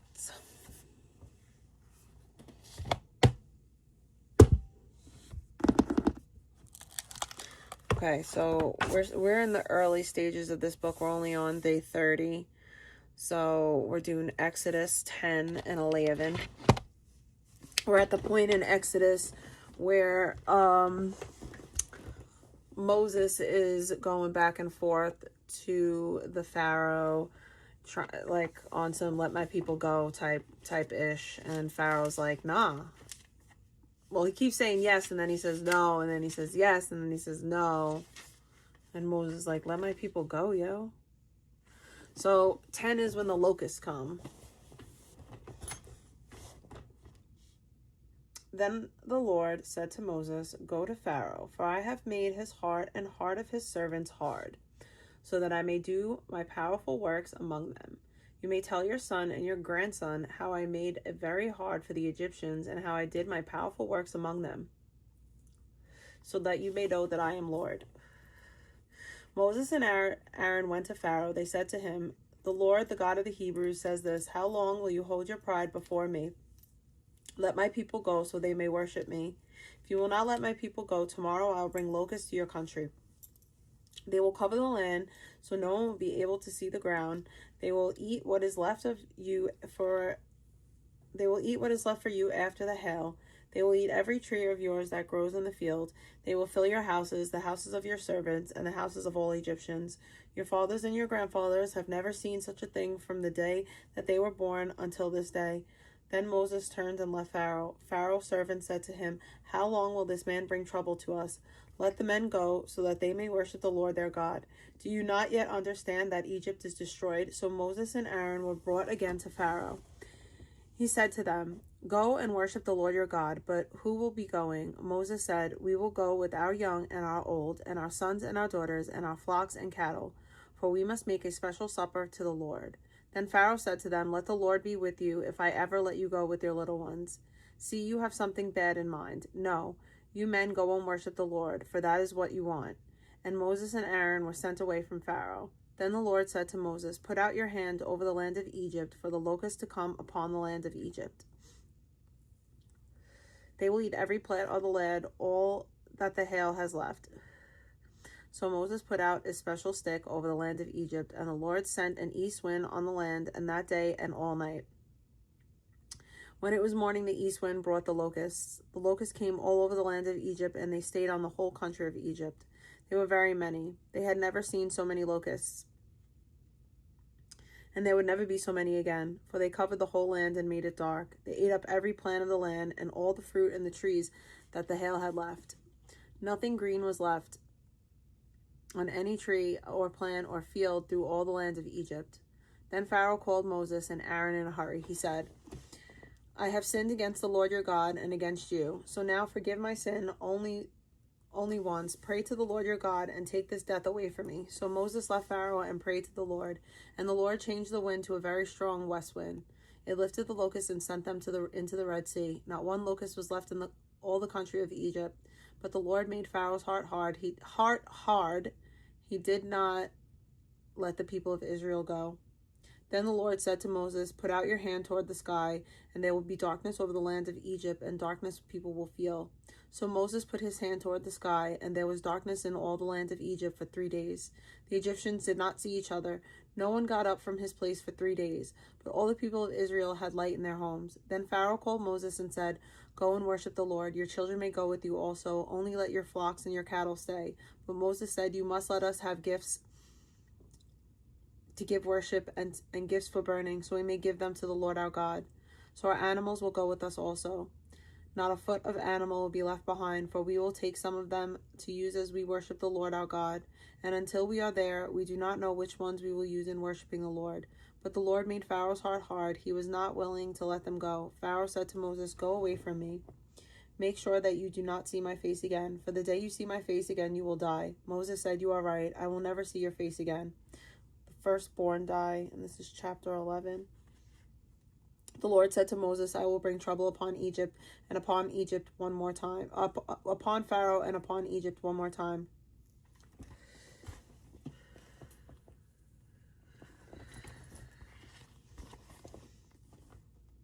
After that, he will let you go. He will not only let you go, but he will make you leave.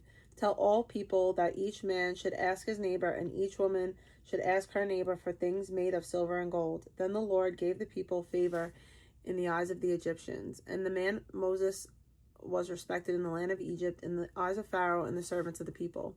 Moses said, "The Lord says this, about midnight I will go through Egypt, and all the firstborn in the land of Egypt will die, from the firstborn of Pharaoh who sits on the throne to the firstborn of the servant girl grinding the grain, and even the firstborn of the cattle. There will be a loud crying in all the land of Egypt, more has ever been heard before or will ever be heard again. Not even a dog will make a sound against those of Israel, man or animal.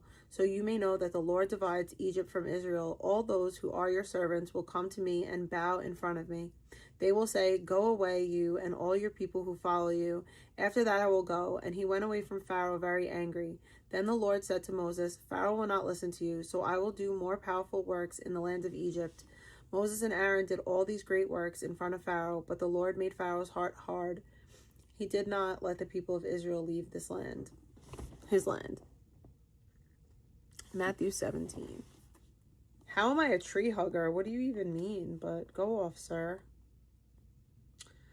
That's me, big old tree hugger. Some tree hugging hippie crap. You got me.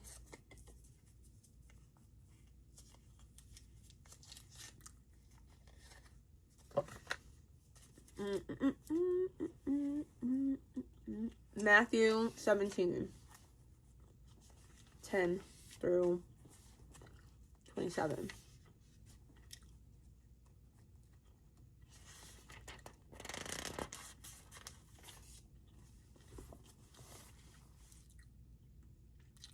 All right.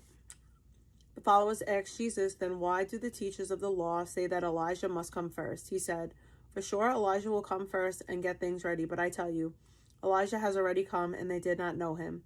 They did to him what they wanted to do. In the same way, the Son of Man will suffer from them also." Then the followers understood he was talking about John the Baptist. When they came to many people, a man came up to Jesus and got on his knees. He said, "Lord, have pity on my son. He is very sick and at times loses the use of his mind. Many times he falls into the fire, into the water. I took him to your followers, but they were not able to heal him." Then Jesus said, "You people of this day have no faith, and you're going the wrong way. How long must I be with you? How long must I put up with you? Bring him here to me." Jesus spoke sharp words to the demon, and the demon came out of him, and at once the boy was healed. The followers came to Jesus when he was alone. They said, Why were we not able to put the demon out?" Jesus said to them, "Because you have so little faith. For sure I tell you, if you have faith as a mustard seed, you will say to this mountain, 'Move from here to over there,' and it would move. You will be able to do anything. But this kind of demon does not go out but by prayer, by going without food, so you can pray better." While they were still in Galilee, Jesus said to the followers, "The Son of Man will be handed over to men. They will kill him, but he will be raised from the dead 3 days later." The followers were very sad. They came to the city of Capernaum. Those who gathered the tax for the house of God came to Peter. They said, "Does not your teacher pay tax money for the house of God?" Peter said, "Yes." When Peter came into the house, Jesus spoke to him first. He said, "What do you think, Simon? From whom do the kings of this earth get their money or taxes? From their own people or from those of another country?" Peter said to him, "From those of another country." Then Jesus said, "Then their own people do not pay taxes. But so we will not make them to be troubled. Go down to the lake and throw in a hook. Take the first fish that comes up. In its mouth you will find a piece of money. Take that and pay the tax from me and yourself." And then Psalm 25.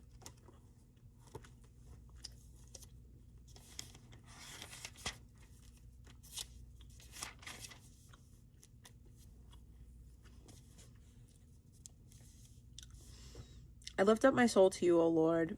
O my God, I trust in you. Do not let me be ashamed. Do not let those who fight against me win. Yet let no one who hopes in you be put to shame. But put to shame those who hurt others without a reason. Show me your ways, O Lord. Teach me your paths. Lead me in your truth and teach me, for you are the God who saves me. I wait for you all day long. Remember your loving pity and your loving kindness, O Lord, for they have been from old. Do not remember my sins from when I was young, or my sinful ways. By your loving kindness remember me, for you are good, O Lord. Good and right is the Lord, so he teaches sinners in his ways. He leads those without pride into what is right and teaches them his way. All paths of the Lord are loving and true for those who keep his agreement and keep his laws. For the good of your name, O Lord, forgive my sin, even as big as it is. Who is the man who fears the Lord? He will teach him in the way that he should choose. His soul will live a rich life, and his children will be given the land. The secret of the Lord is for those who fear him, and he will make them know his agreement. My eyes are always on the Lord, for he will make my feet out of the net. Turn to me and show me your loving kindness, for I am alone and in trouble. The troubles of my heart have grown. Bring me out of my suffering. Look upon my trouble and my pain, and forgive all my sins. Look upon those who hate me, for they are many, and how very much they hate me. Keep me safe, Lord, and set me free. Do not let me be put to shame, for I put my trust in you. Let what is good and what is right keep me safe, because I wait for you. O God, make Israel free from all their troubles. Heck yeah! I'm actually about to get off pretty soon. Pretty tired.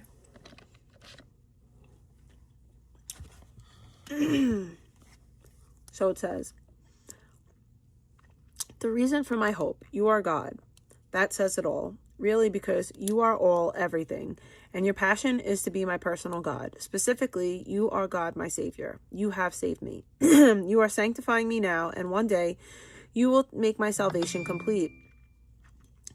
With that hope in mind, I pray that you will grant me a teachable spirit. May I check your GPS before starting on a journey. I depend on you 24 hours a day. Thank you for what my hope will never fail, because you will never fail. So let me carry that hope close to my heart. Amen. Hi, Belle. Love you.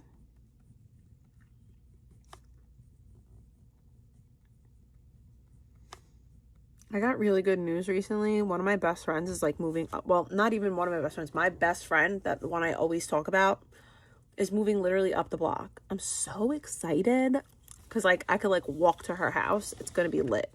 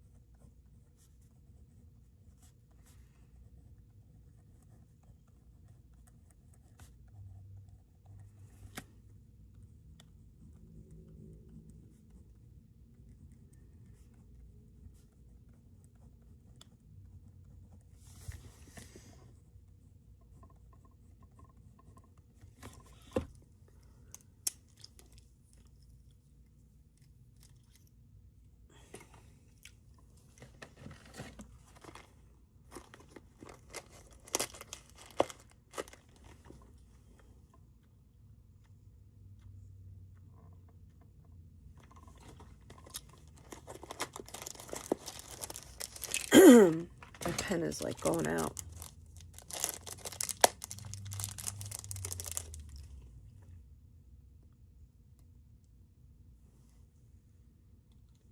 Damn, that sucks. My eyes aren't that bad, but I do need glasses.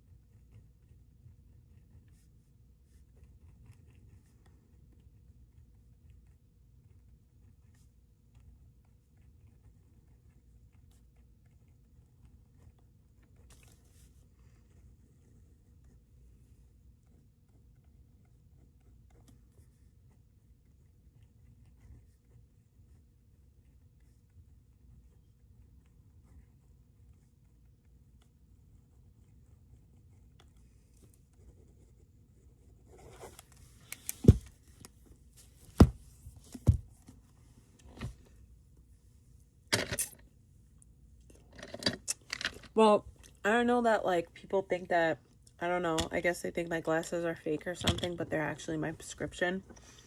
I can't get new glasses until next year, which kind of sucks. Unless I get different coverage. So that's a thing.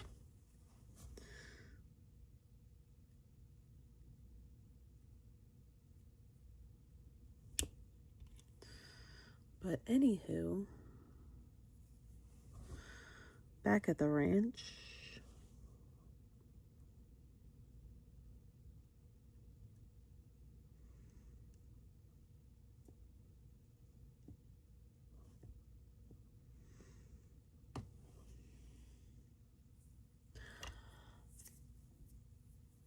I'm gonna go.